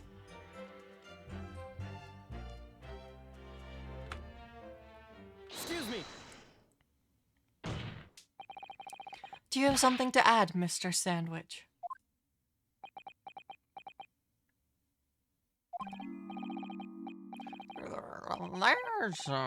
There's really... Excuse me. there's really nothing to me. Empty in the head I am. Just two slices with nothing in the middle. So I don't know what you could want with me. I think that maybe you just remembered something. Having heard Mr. Gossip's last statement, I mean. Ah, yes. Bread on bread. Yeah, at some point I'll try making the legendary toast sandwich, but using 3 pieces of bread will hurt me.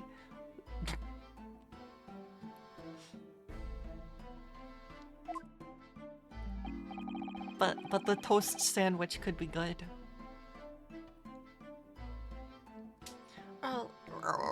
What I think is we're all nothings, really. We try to dress ourselves up as something else, but at the end of the day, we're all just street sellers.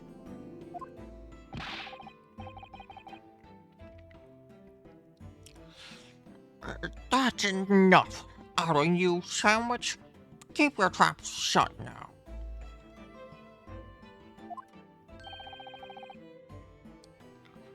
Unless you want us to make you into a real sandwich. Well, yeah. Do you know about the toast sandwich?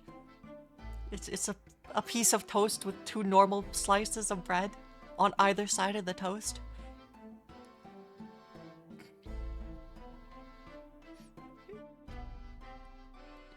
Ten out of 10 sandwich that I've never had. Maybe I'll make one at some point. I don't know why that's the thing I think of.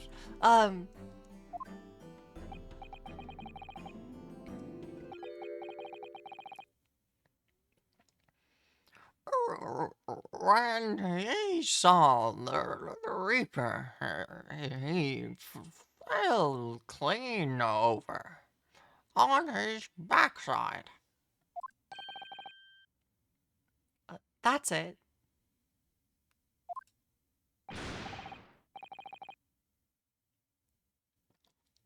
Oh, you rotten beggar. I told you to keep that a secret.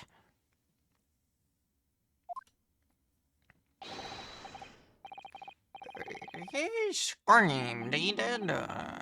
He screamed and scrambled off on all fours. That's all I wanted to say.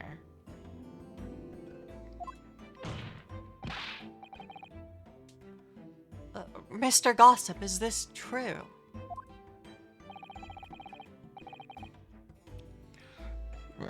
The floor was dead slippery, that's why.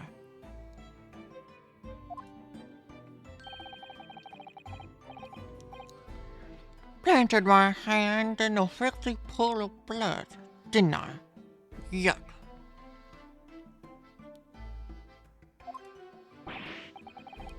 What? A pool of blood?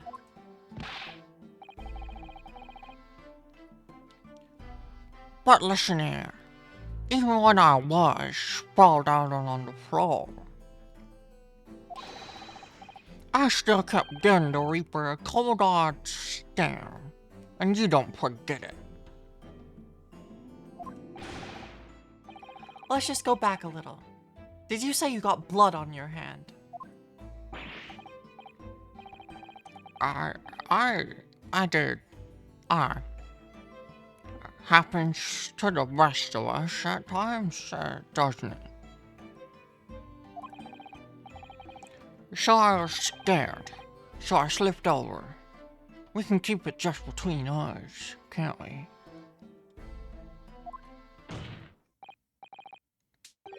No, Mr. Gossip. I'm going to have to ask you to add that information to your formal testimony. Oh, if I must. The witness will amend his testimony to include the aforementioned details at once.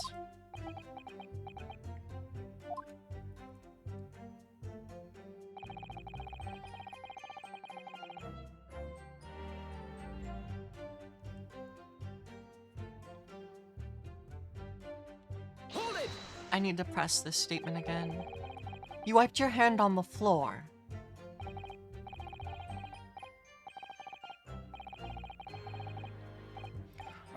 Well, who wants blood on his hands, eh? Horrible stuff. And they might have thought I'd done it. No talk.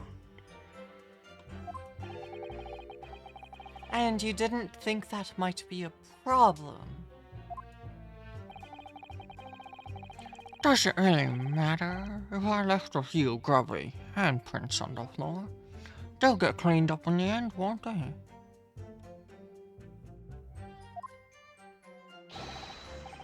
Don't make such a fuss. That's the message from all of us.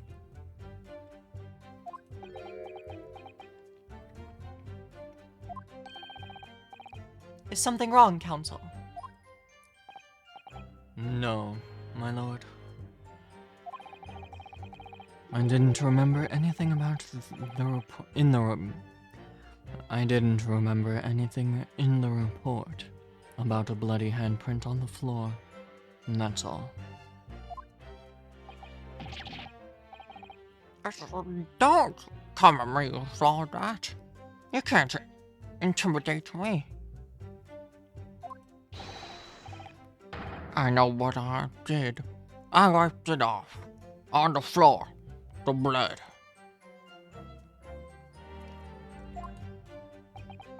What kind of trap was rigged in this room?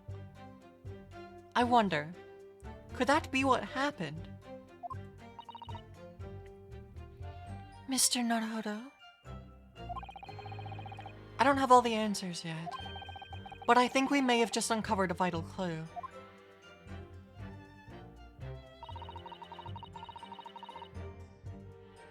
Hold it! So you didn't run into the room with your friends?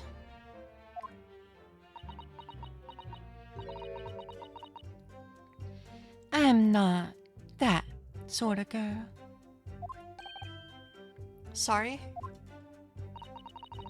I'm a little timid thing, me.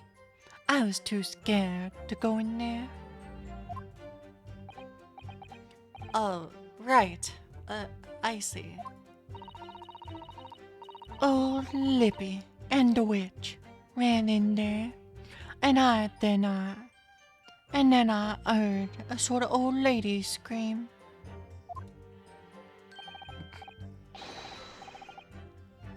Well, that wasn't me, I swear.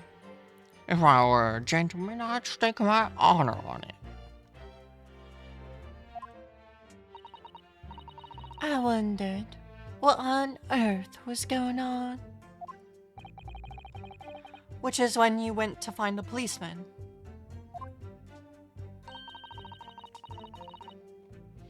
And I ran into a copper soon as I turned the corner.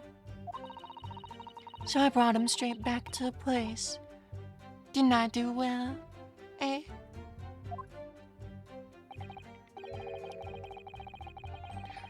Just between us, that copper's eyes nearly popped out of his head when he saw the Reaper.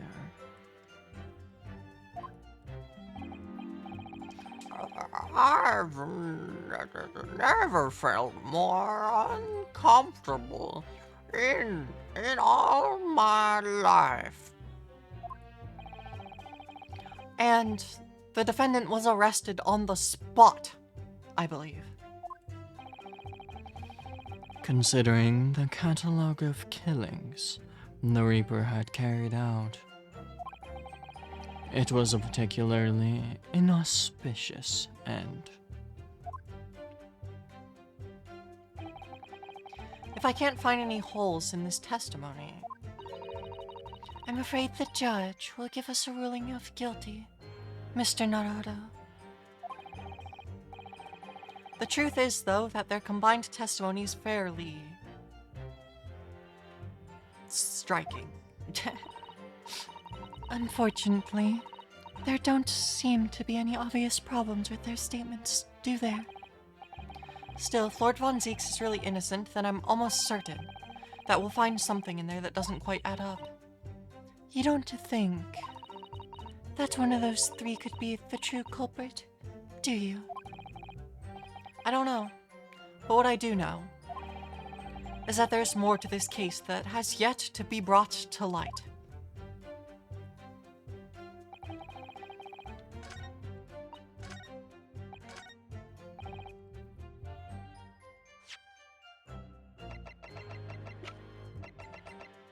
Objection!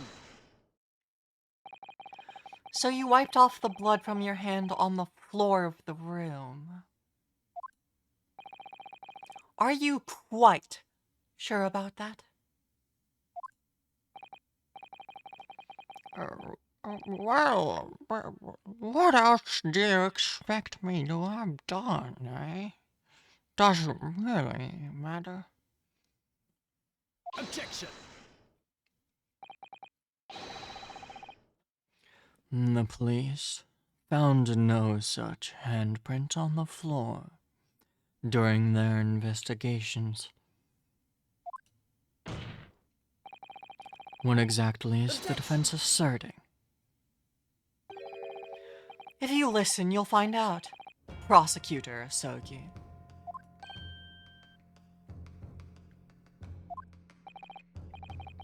Certainly, there was no bloody handprint found on the floor.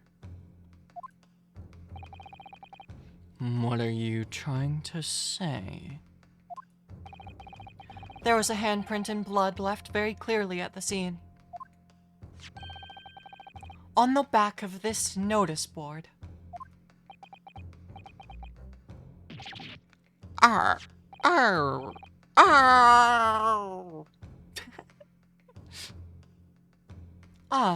yes, indeed. Indisputably, a handprint in the distinctive color of blood. You're dead right. That's my right hand. I'd know it anyway. This'll be a long trial, it seems. I presume so. I think this is the last trial in the game.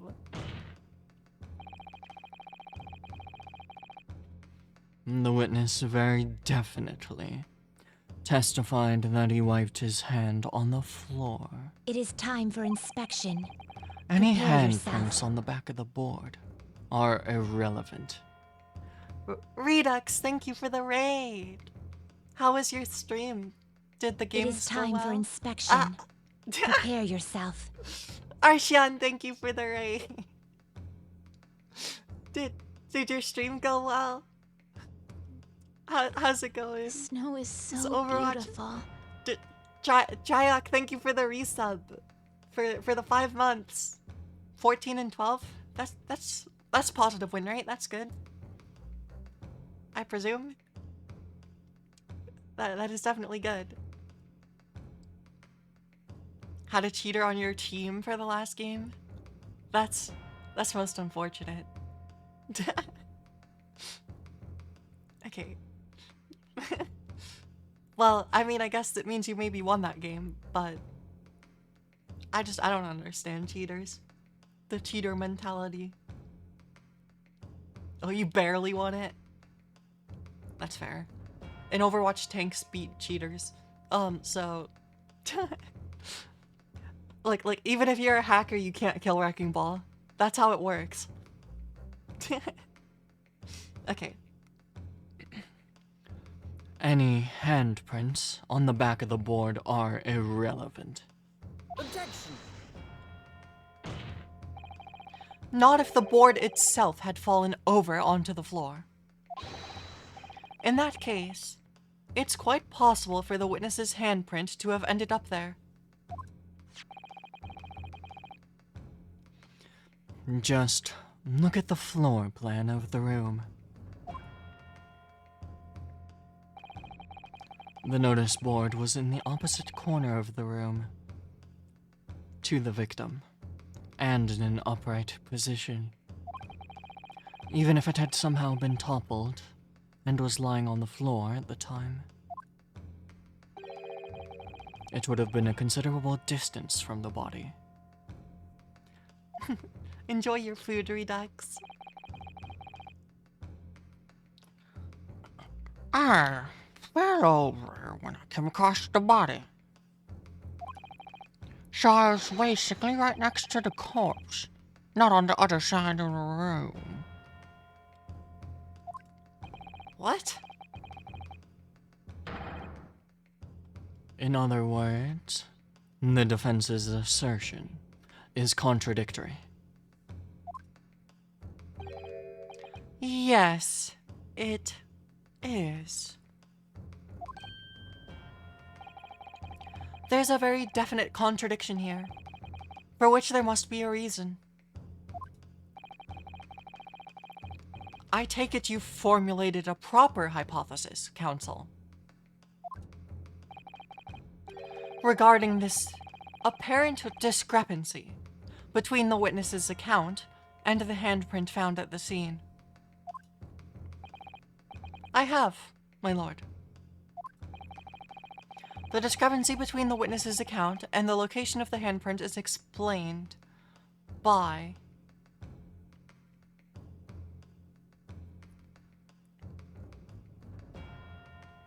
I don't have any other handprints.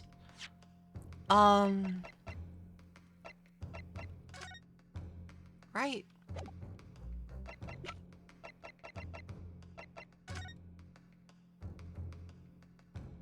I don't think there's any other handprints at the scene.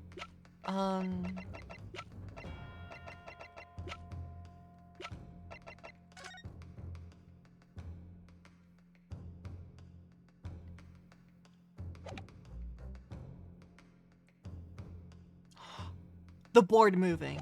Okay. The board was set up near the victim initially, which is why Von Zieks couldn't actually see anything when he entered the room.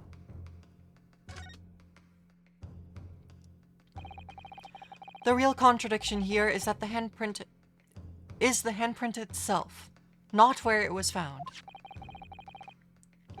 As the court can see, it's upside down.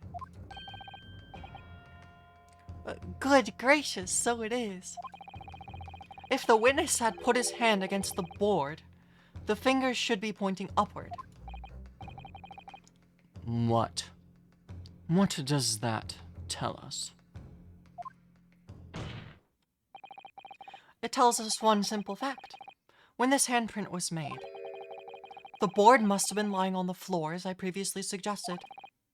Which also means that after the incident, it must have been moved. What? Objection! You're claiming that someone moved the notice board after the shooting? Then tell the court who. I don't know who yet. I don't know that yet. It was moved by the culprit. But the point is, when you consider all the testimony we've heard so far, we can now be very clear on one point. And that would be the position of the notice board at the time of the incident, my lord. So, counsel, I must ask you to clarify your assertion to the court. At the time of the incident, where do you maintain that the notice board was situated? Right here. Take that! This is the only possible location.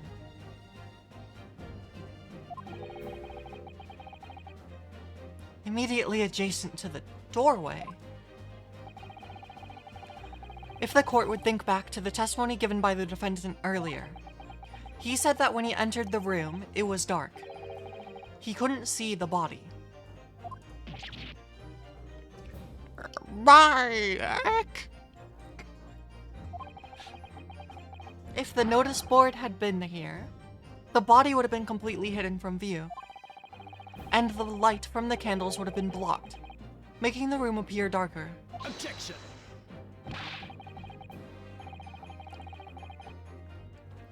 But the accused also claims that the victim's body simply appeared before him. That's true. Or in his precise words.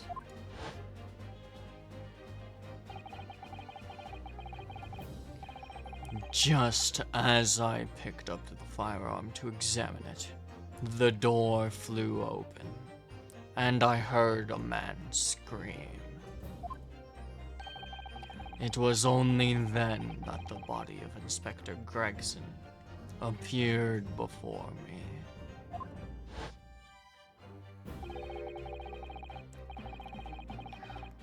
I don't know about calling it a scream, but he was talking about me, and make no mistake.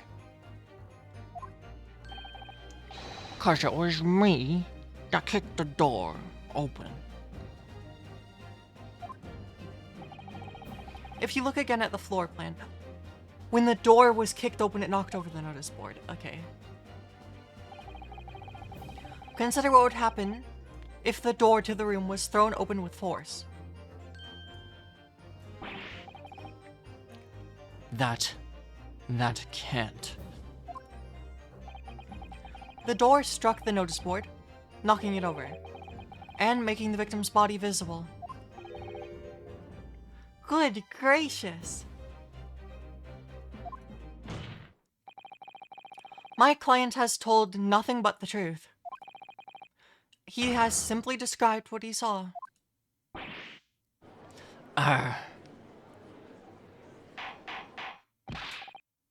Order! Order! Counsel, how has this not come to light before now? After the incident, somebody must have righted the board and moved it into the position where the police, myself, and my colleagues saw it when investigating the room. Witness, what do you have to say for yourself? What? Me, my lord? You and your fellows were there at the scene before anyone else. It goes without saying that you must know something about the position of the notice board. The witnesses in the stand will testify again. You will each explain exactly what you did upon arriving at the scene of the crime.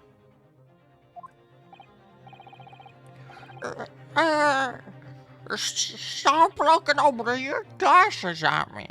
I get the message.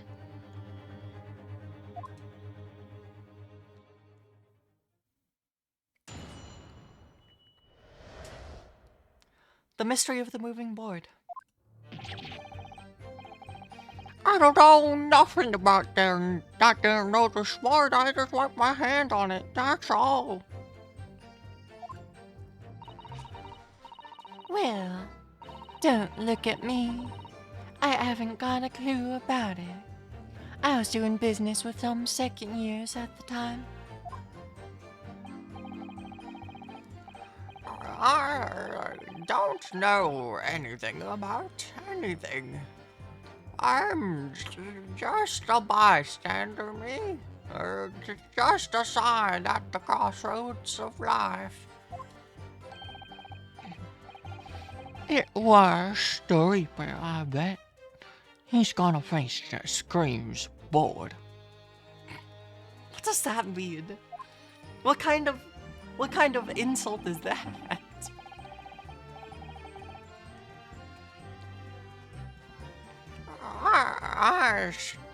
Can't see that all this changes anything. Anyway, the detective still died when we heard the gunshot.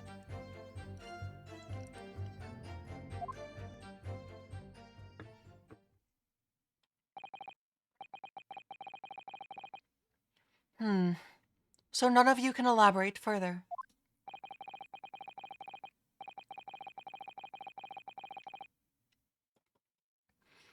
Shaken by the crime they witnessed, and with only the light of a few candles and an oil lamp by which to see.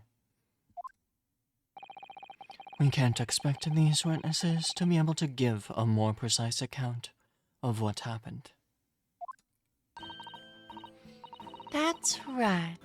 Yeah. It don't pay to expect too much.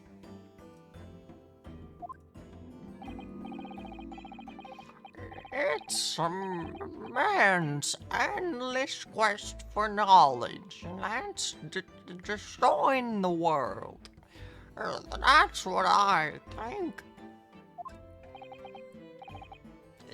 Do you?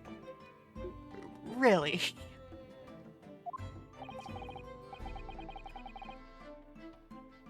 In any case, as this testimony shows, even if the notice board was moved by somebody following the incident, it makes no difference.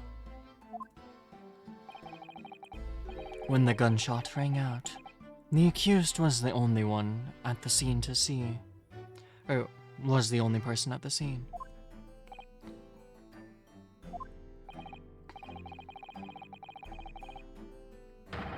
In short, the only person who could possibly have committed this crime is Beric von Zieks. None of this wrangling over the board changes that simple fact. Quite so. Quite so. Does the defense still wish to cross-examine the witnesses despite the circumstance? Most certainly, my lord. Very well. Then you may proceed, counsel.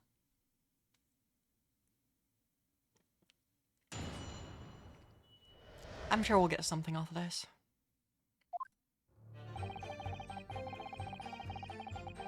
Hold it! So you admit that it was the board on which you wiped your bloody hand? I admit it. What's to admit? It's there plain as day for all to see. A smashing print of my right hand. Perhaps you wanted to hide the handprint. So you righted the notice board and pushed it into the corner. Did you? No. Why did that great lump? Do I look like a powerful and well-nurtured man? Or did you see anybody else moving the board? I've got nerves of steel. I can tell you. But even I have my limits. There was a body on the floor in front of me, and the Grim Reaper himself standing over it. And there was precious little light on the inside either. My bottom lip was all a quiver.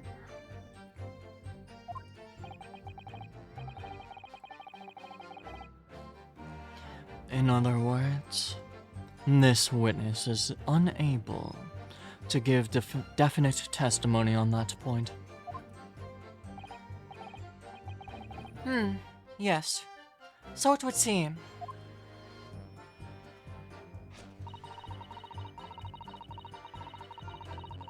Hold it! When you say you were doing business with them, you mean you were selling them fireworks? Yeah. What else? There's the Priory School just round the corner, see? Those cheekies, little so-and-sos, have got a plan to blow their school to kingdom come.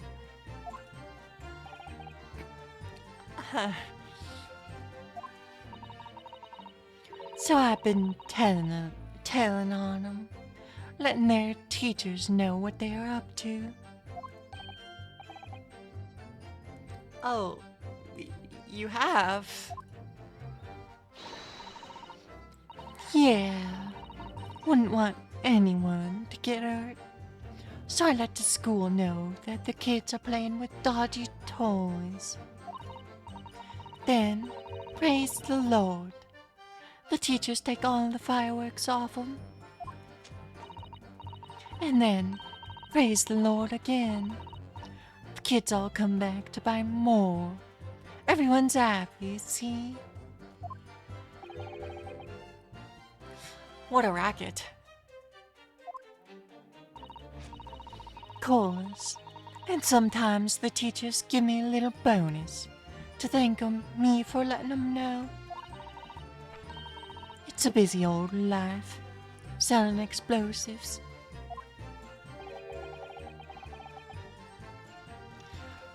Venus is the guileful goddess indeed.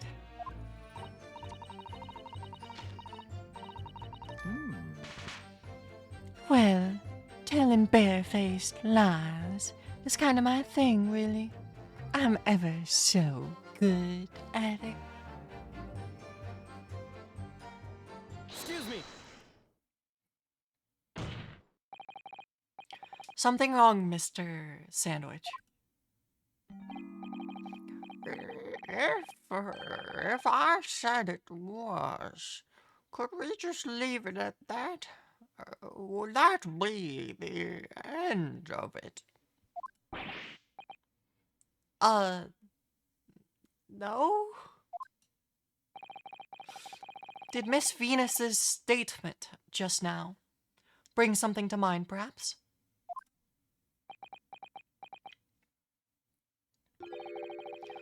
Philosophical thoughts. Deep philosophical thoughts.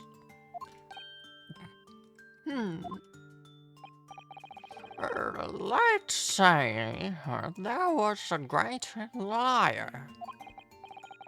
And that great liar said, without batting an eye, telling barefaced lies is kind of my thing. I'm ever so good at it. The liar's paradox. Would those words of hers be a lie too, or the truth? In which case, she's not a liar. Oh, it's a terrible paradox, that one. Don't you think? I'm not entirely sure, to be honest. But it seems to me that you're suggesting Miss Venus has been lying, are you?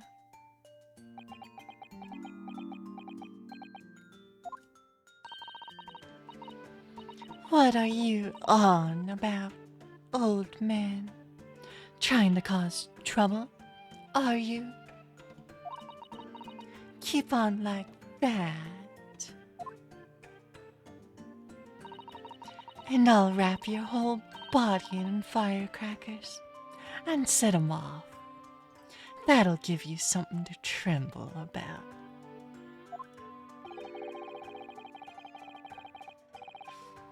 You have a startlingly disturbing mind behind that sweet and innocent face, young lady.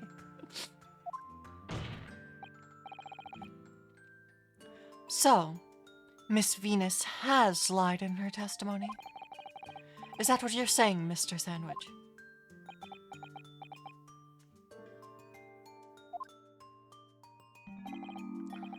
Well, if it means I'll be burning in hellfire for the rest of my days, so be it. Yes, that's what I'm saying. Can you elaborate, please, sir? Old blabbermouth here, headed for the room where the gunshot seemed to come from. But there was someone else who crept up the stairs behind them, too. That's right. That rotten liar over there. Yeah, I think Venus was in on it. She was probably paid to be in on it.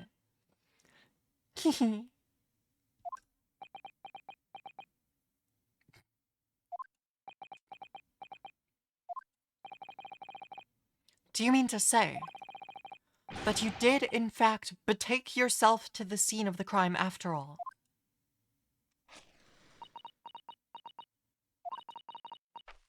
What did I tell you? Eh?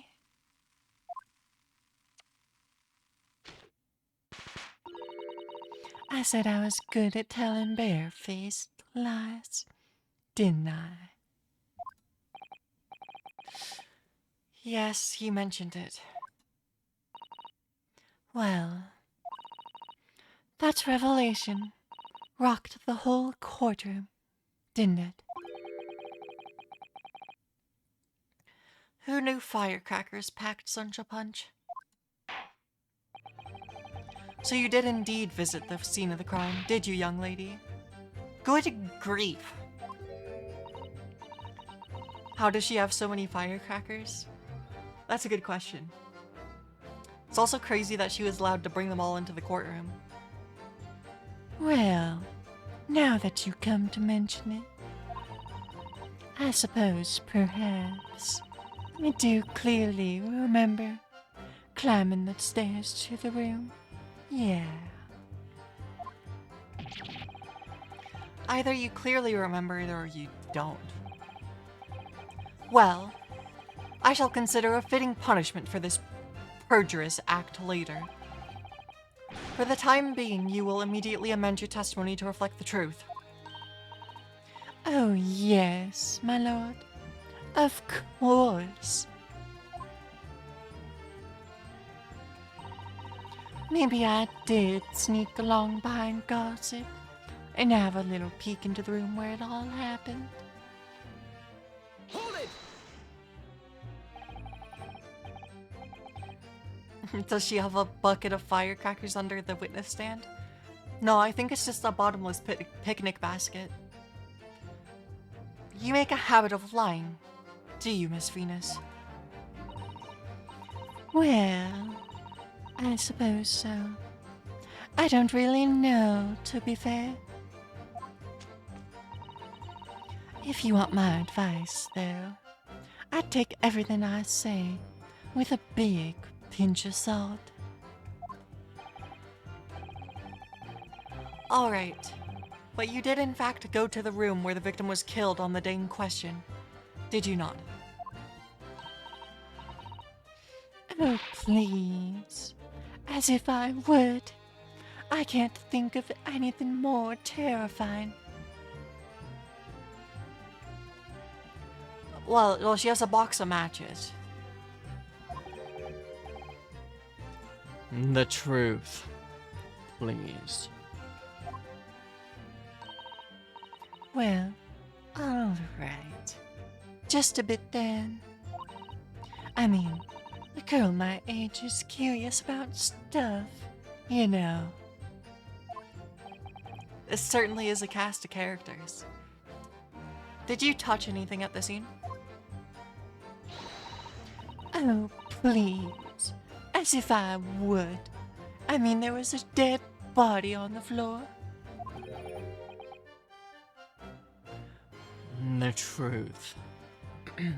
The truth, please. Well, all right. Just a bit then. I had a look to see if there was anything I could sell. So I did give the place a once over, but it was nothing to do, nothing to write home about. Right, now I hesitate to ask, but you didn't move the notice board by any chance, did you? Oh, please. As if I would touch anything like that. Just a few bits of loose change is all I add. The truth, please. Well, all right then. I thought there might be Thank you. something worth having underneath it. Uh, uh, Eva kid, thank you for the gifted sub. I very much appreciate it. So I blasted the flippin' thing. Sorry, I flipped the blasted thing.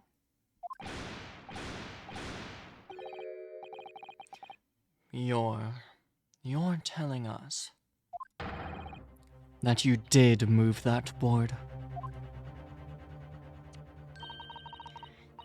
I think that did slip out, didn't it?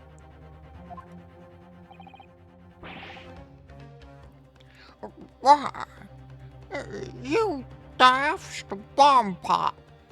What in the world is just what? What the heck kind of insult is that word?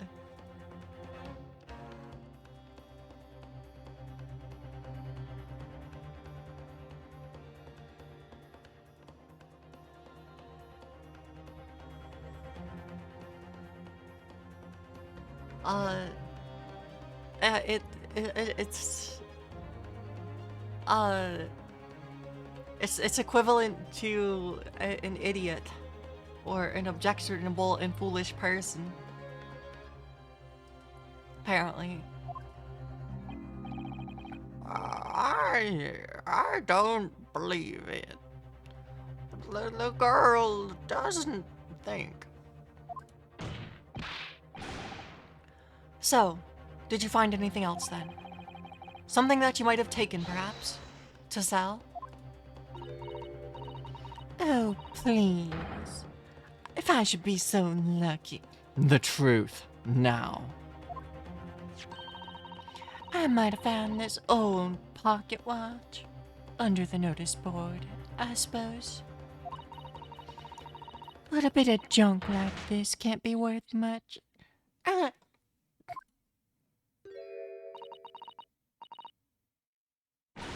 Ah! So it was you, was it? You're the one what took it. You're the one what took it. Gina? Young lady, may I remind you where you are? That watch there. That was a present to Inspector Gregson from the yard. For a big case he solved 10 years ago. The professor case. No doubt. The boss used to wind it up every evening without fail. When he was waiting for his grub come at the pub. I see. I swiped it off him once, and blimey was he upset. He gave me a right earful. Said he hadn't missed a day in the last 10 years, polishing it and winding it. It meant the world to him, that watch did. Possibly not the best thing to go diving for then. It's not all, though.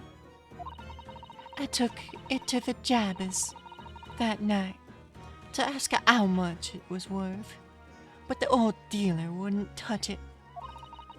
Wouldn't give me a penny for it. Said it wasn't working. Knocked about and worthless, he called it.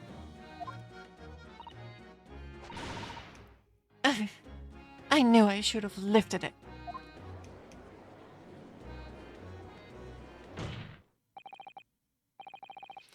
That watch must be submitted as evidence at once.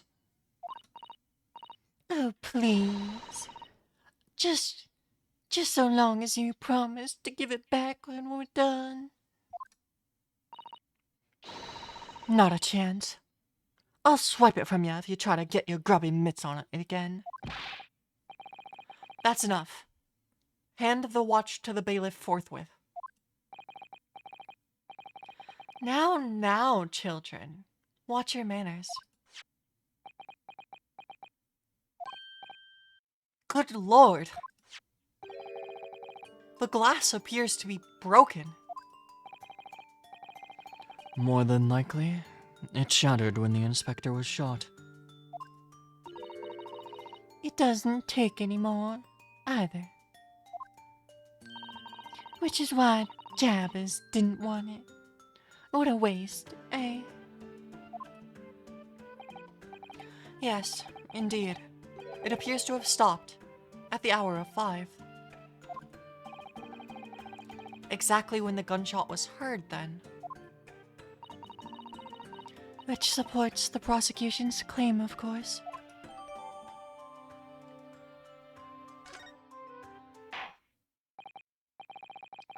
Well, it would appear that the mystery of the moving notice board has been solved at least. And, as predicted, it had very little bearing on the case.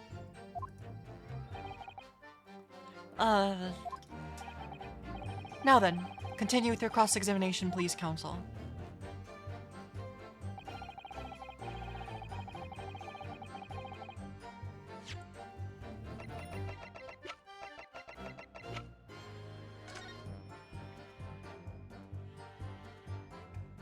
Oh! There's a tiny little stub sticking out from this small hole, look here. I suppose there must have been a little knob or something on that for setting the time.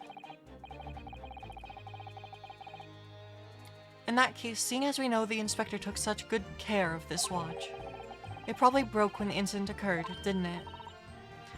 Yes, of course. Which could mean that there's a small part of the watch still at the scene. Maybe. Well, the key, right? Oh, I guess that goes in. Oh, wait, a different part of the. Intriguing. The glass over the face really is badly cracked. Look. What a shame when the inspector clearly looked after it so carefully. I imagine Mr. Sholmes could repair it, don't you? Yes, I should think so. He's very adept at things like this. A useful man to have around, in fact. But kindly remember that he's a great detective, Mr. Naruto. Not an odd job man.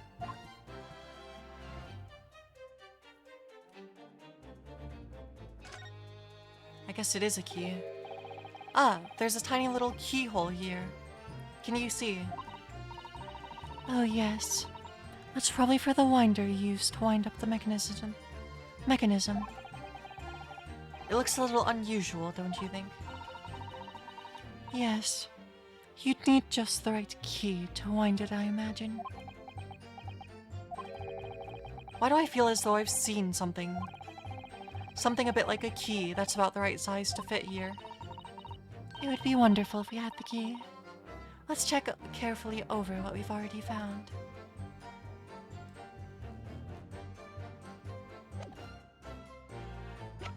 But you know what they say. A broken clock is right twice a day.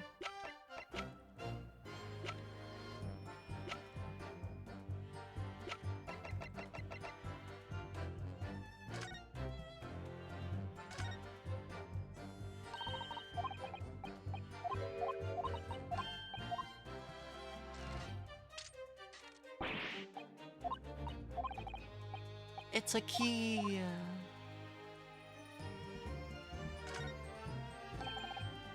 Miss Susato, do you think perhaps this key could be the key for Inspector Gregson's watch? Oh, yes, it could be. Let's try it at once. There's not a moment to lose.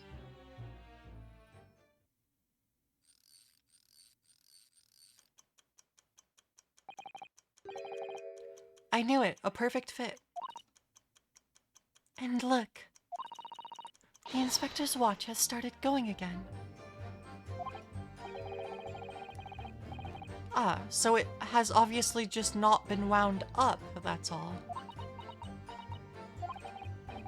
What is it, Miss Susato?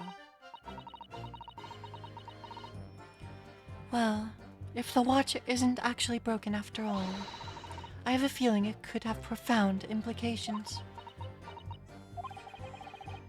She's deep in thought now. Perhaps I'd better start thinking deeply too. That means the watch could have been wound to tick until 5 p.m.?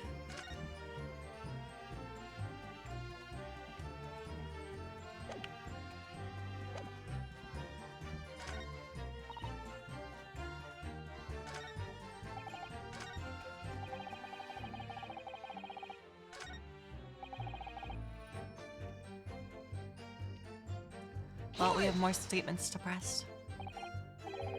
But you did go to see what had happened in the room, didn't you?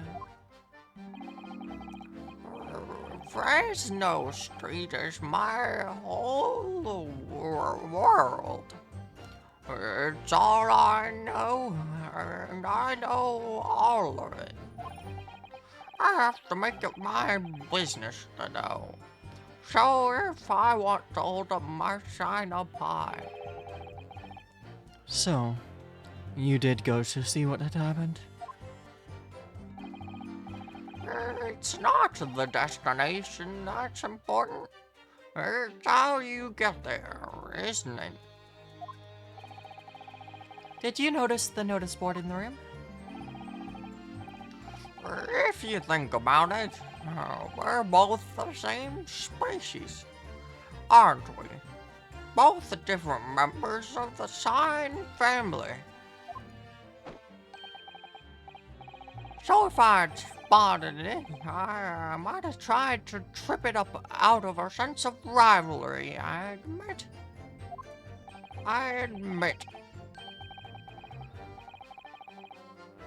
Someone really needs to tell you that you're a Homo sapiens, not Homo sinius. Sinians.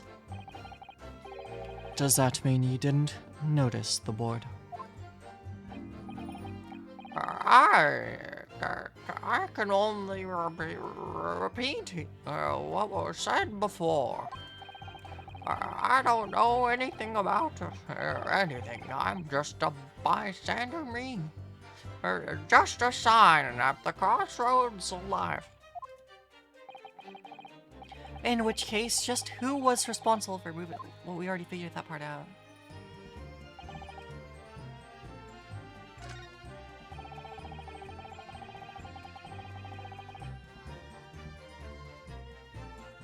Hold it!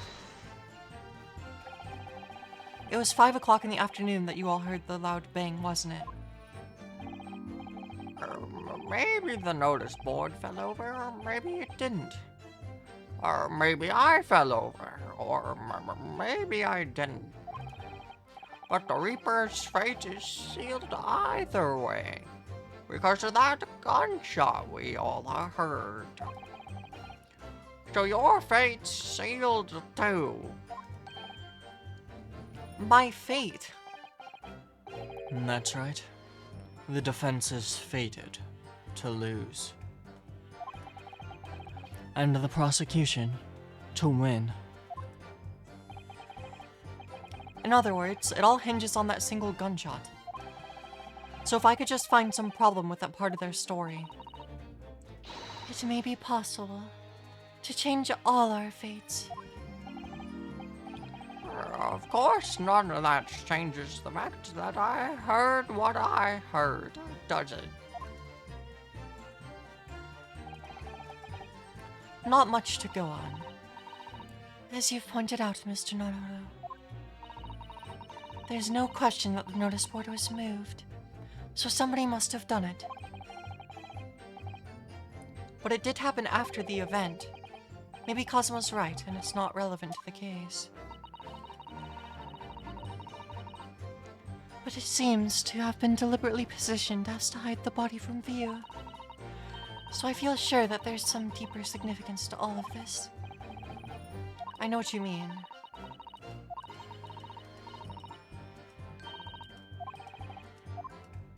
Maybe, I don't know, we probably just have to press the other statements.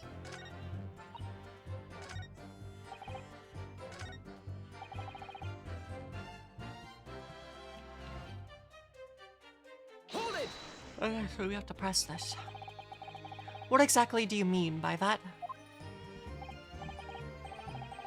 Oh, come on now. Don't tell us you haven't noticed. He looks like he hates everything in the world, that fella. But not notice part. They're the one thing he likes. You can see it in his eyes. I can't say I'd ever noticed. I'll tell you one thing for free, though. I never did take my eyes off that man on the floor. Or off the Reaper. Not for a second. Sorry. Well, I was that scared. I couldn't. You never know what a fiend like that might do if you look away, do ya?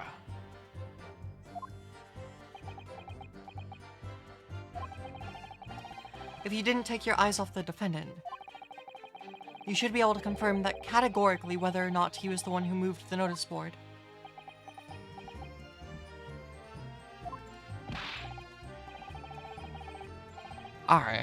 That I can. The Reaper did nothing of the sort. I can swear to that. I couldn't have missed it. If he'd heaved that fin upright and dragged it into the corner. Right, glad we cleared that up. What happened to the face that screams bored? I feel your pain, Kazuva.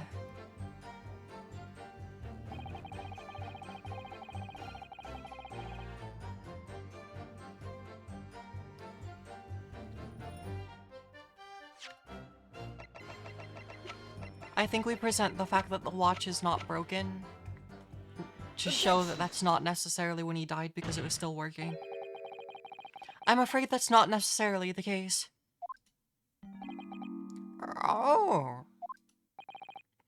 At the scene, we found this key to the winder of the inspector's pocket watch.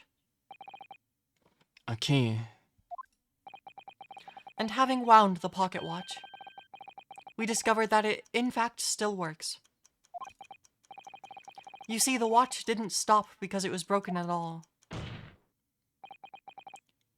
And that fact completely undermines one of the most fundamental premises on which this entire case has been built. What? Order! Order! Order! But, Counsel, the watch was stopped at almost exactly 5 o'clock. Yeah, which is just when we heard that gunshot. It is. Exactly the hour.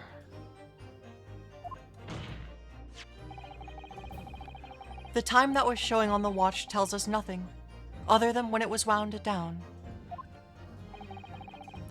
It's merely a coincidence that it happened to be at 5 o'clock. Objection! Even if that's true, the 3 witnesses here all heard the gunshot at 5 o'clock. So that's obviously when this crime was committed. Objection! No, that doesn't hold. Why not? Recall what Inspector Lestrade said only moments ago.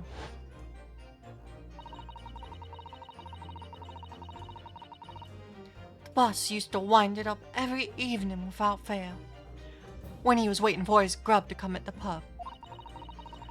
Said he hadn't missed a day in the last 10 years, polishing it and winding it. It meant the world to him, that watch did.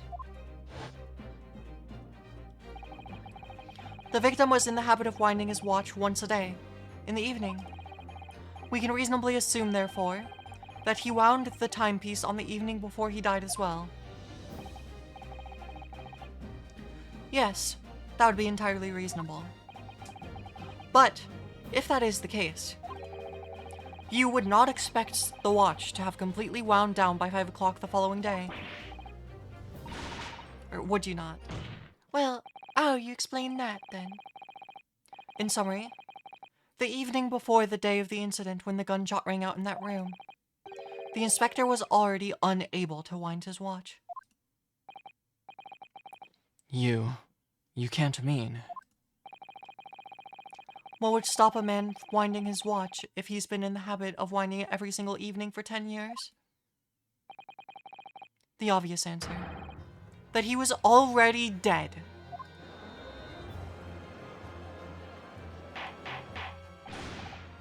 Order! Order! Counsel, that is a most extraordinary claim. Objection. Extraordinary isn't the word. It's absurd. You claim he was already dead the night before? Do you really think that Scotland Yard's coroner would have overlooked something like that? Yes, actually. On that subject, there is something rather surprising. There's actually an omission in the coroner's report. The time of death is not noted. That's right. Wait a minute. You're forgetting that my legs went from under me when I kicked that door in. What do you mean?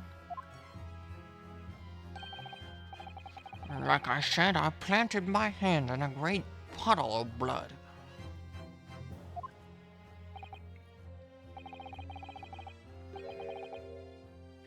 Yes. So the victim's blood hadn't dried. It was fresh.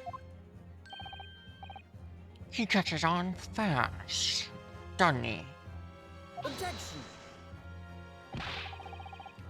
But that blood could be explained in any number of ways. It could have been put there afterward. Some fresh blood could have been poured over the victim's body after he... Does my learned friend think that fresh blood is available on every street corner?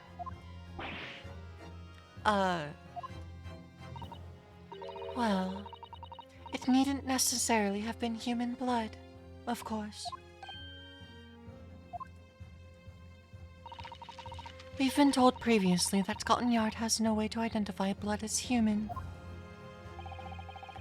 The problem is currently being researched. At present, you are correct. It is beyond our ability.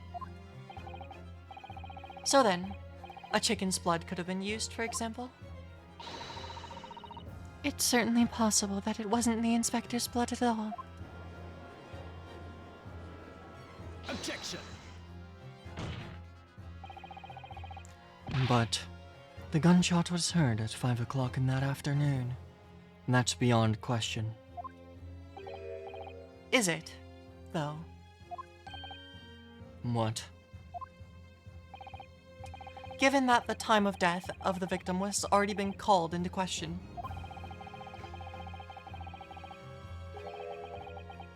It isn't beyond the realms of possibility that what these witnesses heard wasn't a gunshot at all. Oh, please. What are you trying to say? Us lot, no weird. And it was a loud bang that came from that damn room.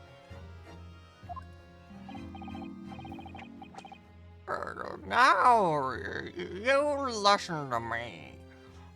Straight Sellers' ears on his livelihood. He has a riding crop. Or is that a whip? I don't doubt your ears, sir. But all you can state with certainty is that you heard a noise. Yeah. Explain yourself then, counsel. A noise that sounds like a gunshot could have been made with these funny fireworks that I was forced to buy for 600 pence. Something like this. The culprit could have set off one of these to fake a gunshot. Good gracious! The very fireworks that are sold by the witness? Now, hold on a minute. Are you saying that I did it? My pretty little firecrackers only make a little pop. Anyway, see? Not 100 of them together. The Venus Special that you sell for 600 pennies sounds like this.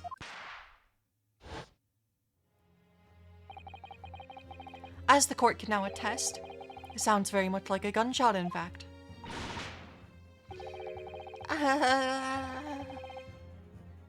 Are you trying to suggest that somebody set off one of those fireworks at the scene?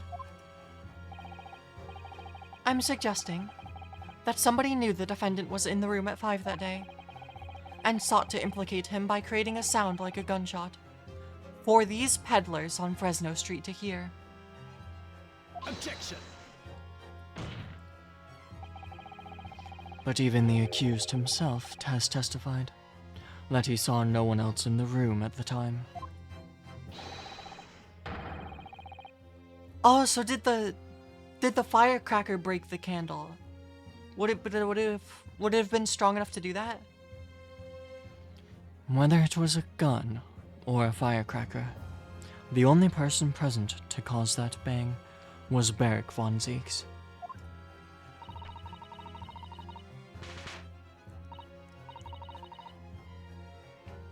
One whiff of a match, and my firecrackers go pop. See? It's why people like 'em. I fear for your fingers, young lady. Objection. Recently, during my time in Britain, I've learned a lot of very useful invention indeed. Something called time bomb. Good heavens, a bomb? Yes, a device that allows you to blow up whatever you like, whenever you like. Mr. Naruhodo, I worry that your unfortunate phrasing there may lead to yet another international incident. No. Wait, it's the whenever you like part that's important. A timed device. Yes, exactly. A timed device. Something of that nature could have been planted at the scene. A device that was able to produce the sound of a gunshot long after the culprit had left. Your extravagant claim will have to be substantiated with evidence, counsel. What proof do you have to suggest in any way that the time device was employed to create a gunshot sound? Are evidence to suggest such a thing?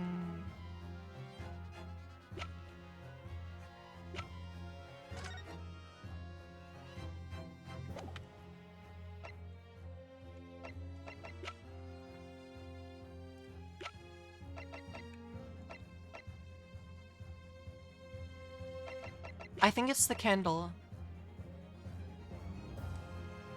Take that! As the court has already discussed, the tip of one of the candles in this candelabrum has been blown off. Indeed, because it was struck by the bullet, which presumably passed through the victim. But yeah, I mean, the distinction there is if the bullet did pass through the victim, it wouldn't have left a blast mark, like a powder mark on the candle itself. So that's why it would be easy to see through that. I don't think that's possible, my lord. Not possible? Why? Because of the scorching. There are gunpowder scorch marks clearly visible on the broken candle. There are? Goodness, yes. But is it not the case that there was also scorching on the victim around the bullet entry wound? That's right, there was. But as we heard earlier, scorching like that only occurs when the target is at very close range, a matter of centimeters from the gun. Ah. Which means that the scorching on the candle can't possibly be the result of a gunshot. You're suggesting it came from the fireworks. How can that be? I... The fact that there's such visible scorching on the candle suggests that the fireworks must have been right next to it when they exploded. Or to put it another way, the candle and the firecrackers were joined together. The culprit somehow attached the firecrackers to a point partway down the candle. After the killer had left the scene, the candle slowly burnt down along with the other two, until eventually it ignited the fuse of the firecrackers, generating a loud bang.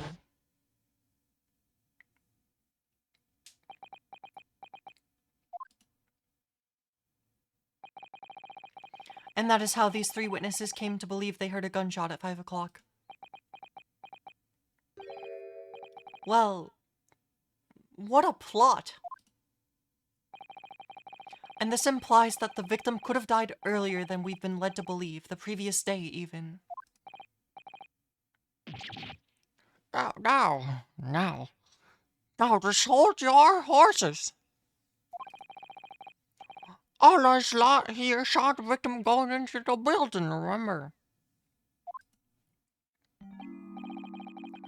I couldn't forget that flame-colored hair, even if I wanted to.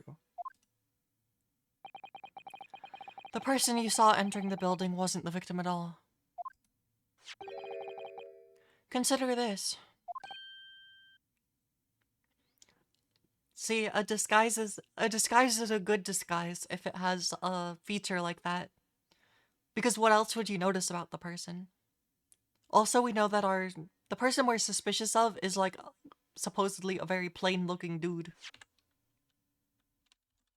Because currently this guy is under suspicion. Mr. Vigil.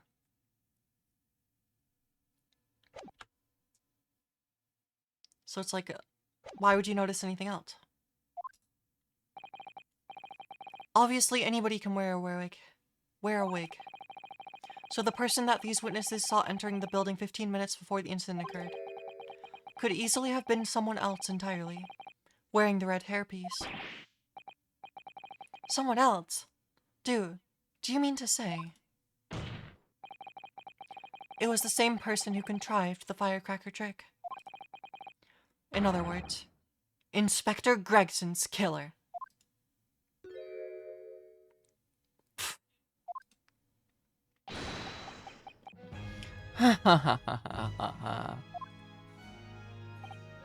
Oh, very impressive, Ryunosuke Naruhodo. I love this song for him so much. Kazuma.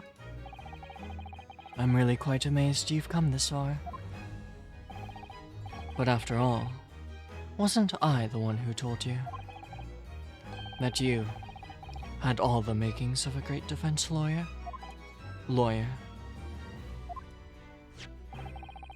I also noted the lack of a time in the death of his death in this report. A stark omission. But as far as I'm concerned, this whole country's justice system leaves a lot to be desired.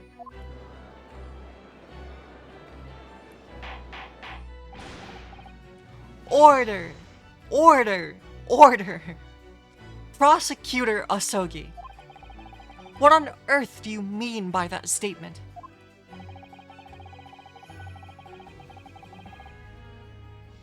I hear that many of the leading members of Britain's judiciary are present to observe this trial today. So we cannot allow even the slightest doubt to be overlooked. The defense's assertion about the time of death based on the victim's stopwatch is just conjecture. But, while the possibility exists that my learned friend may be correct, we have a duty to explore it.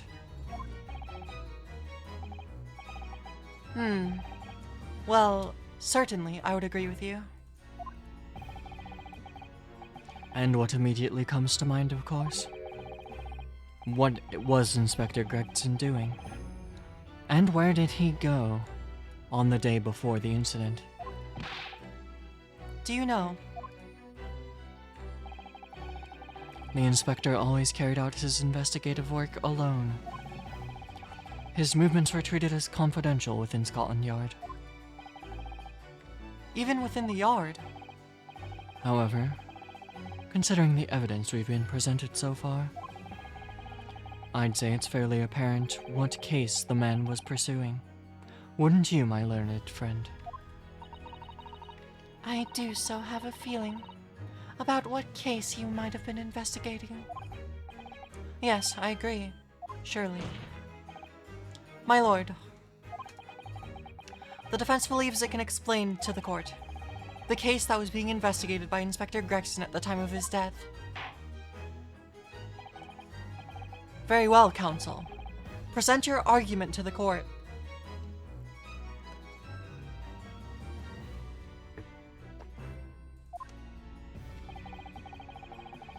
What evidence is suggestive of the case being investigated by Inspector Gregson on the day prior?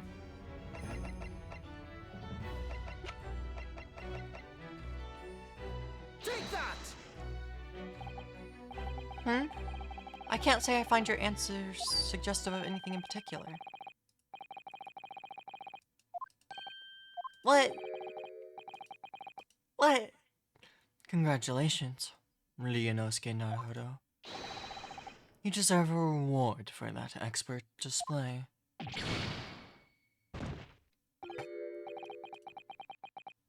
Did you just draw Karuma on me, my friend? I think that Mr. Naruhodo, that there's one particular piece of evidence that really does stand out in showing what case Inspector Gregson was investigating.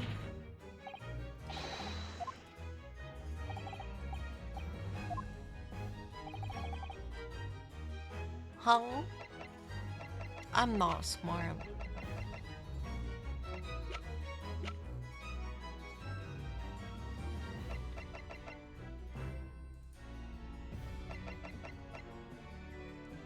Why is it not the notice board?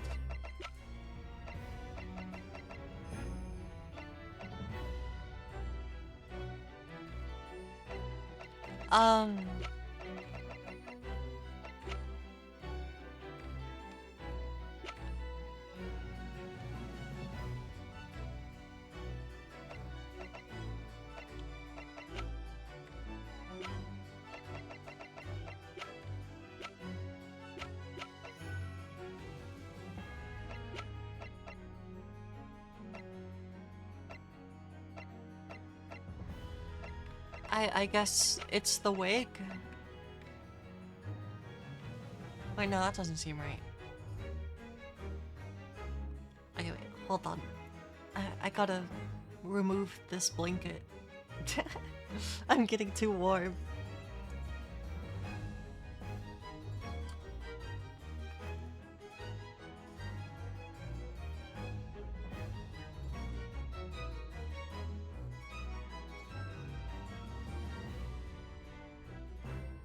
Okay. It's gone. It's gone now. What do we have that shows what Gregson was investigating?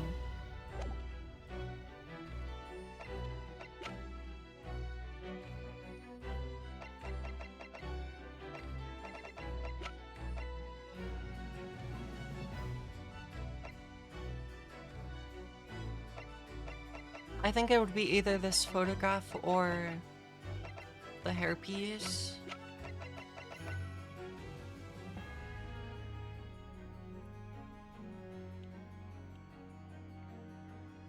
Take that! I believe this red hairpiece points to the answer.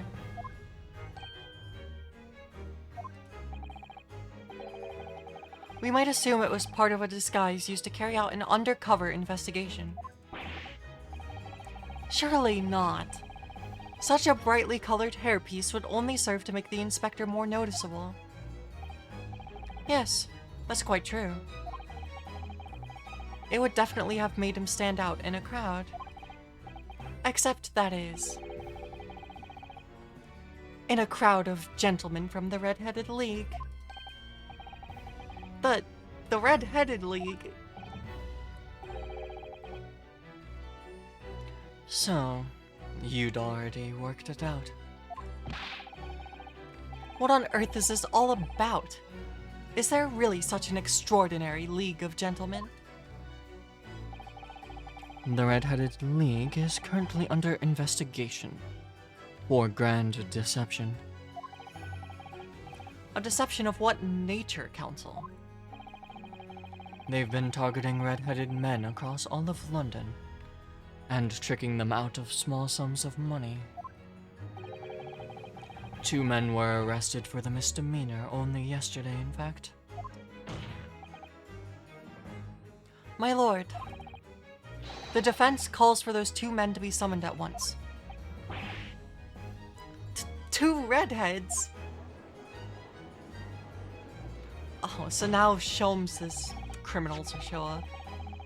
Inspector Geising clearly infiltrated the Red-Headed League using this hairpiece. So it's very likely that he had direct contact with these criminals. And it's quite possible that such contact led to more serious events.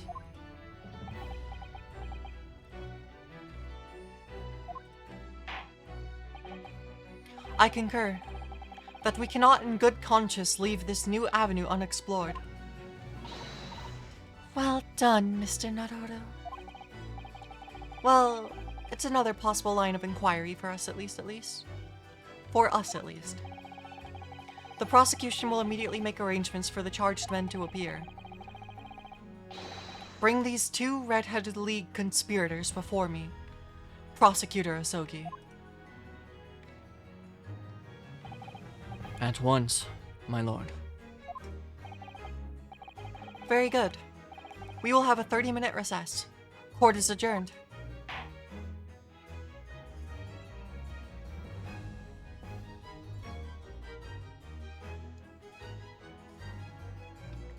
To be continued.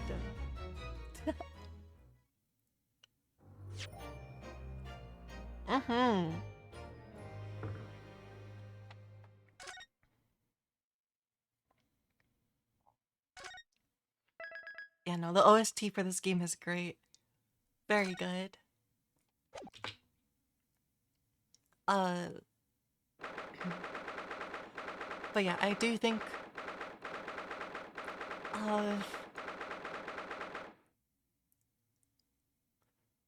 okay, so here's the thing. Yeah, yeah, no, there's some good stuff in this one. So here's the thing. It's been 3 hours. I don't know how long this part of the case is, but like I'm scared of it being like if I had to wager a guess, this would also be 2 to 3 hours. But if it's longer, then that's a problem. So I think probably we'll just have to. Yeah, it's probably gonna be really long. Like, yeah. So I think we're gonna leave it before the redheads are called in and Sholmes possibly makes an appearance or something, because he's the one who arrested those guys. Yeah, so I think I'm probably gonna wrap the stream up here, and we will be continuing this game on Saturday evening at 8 p.m. EST again. So if you want to continue to see how this case turns out, like I do, that's when we'll be continuing it. But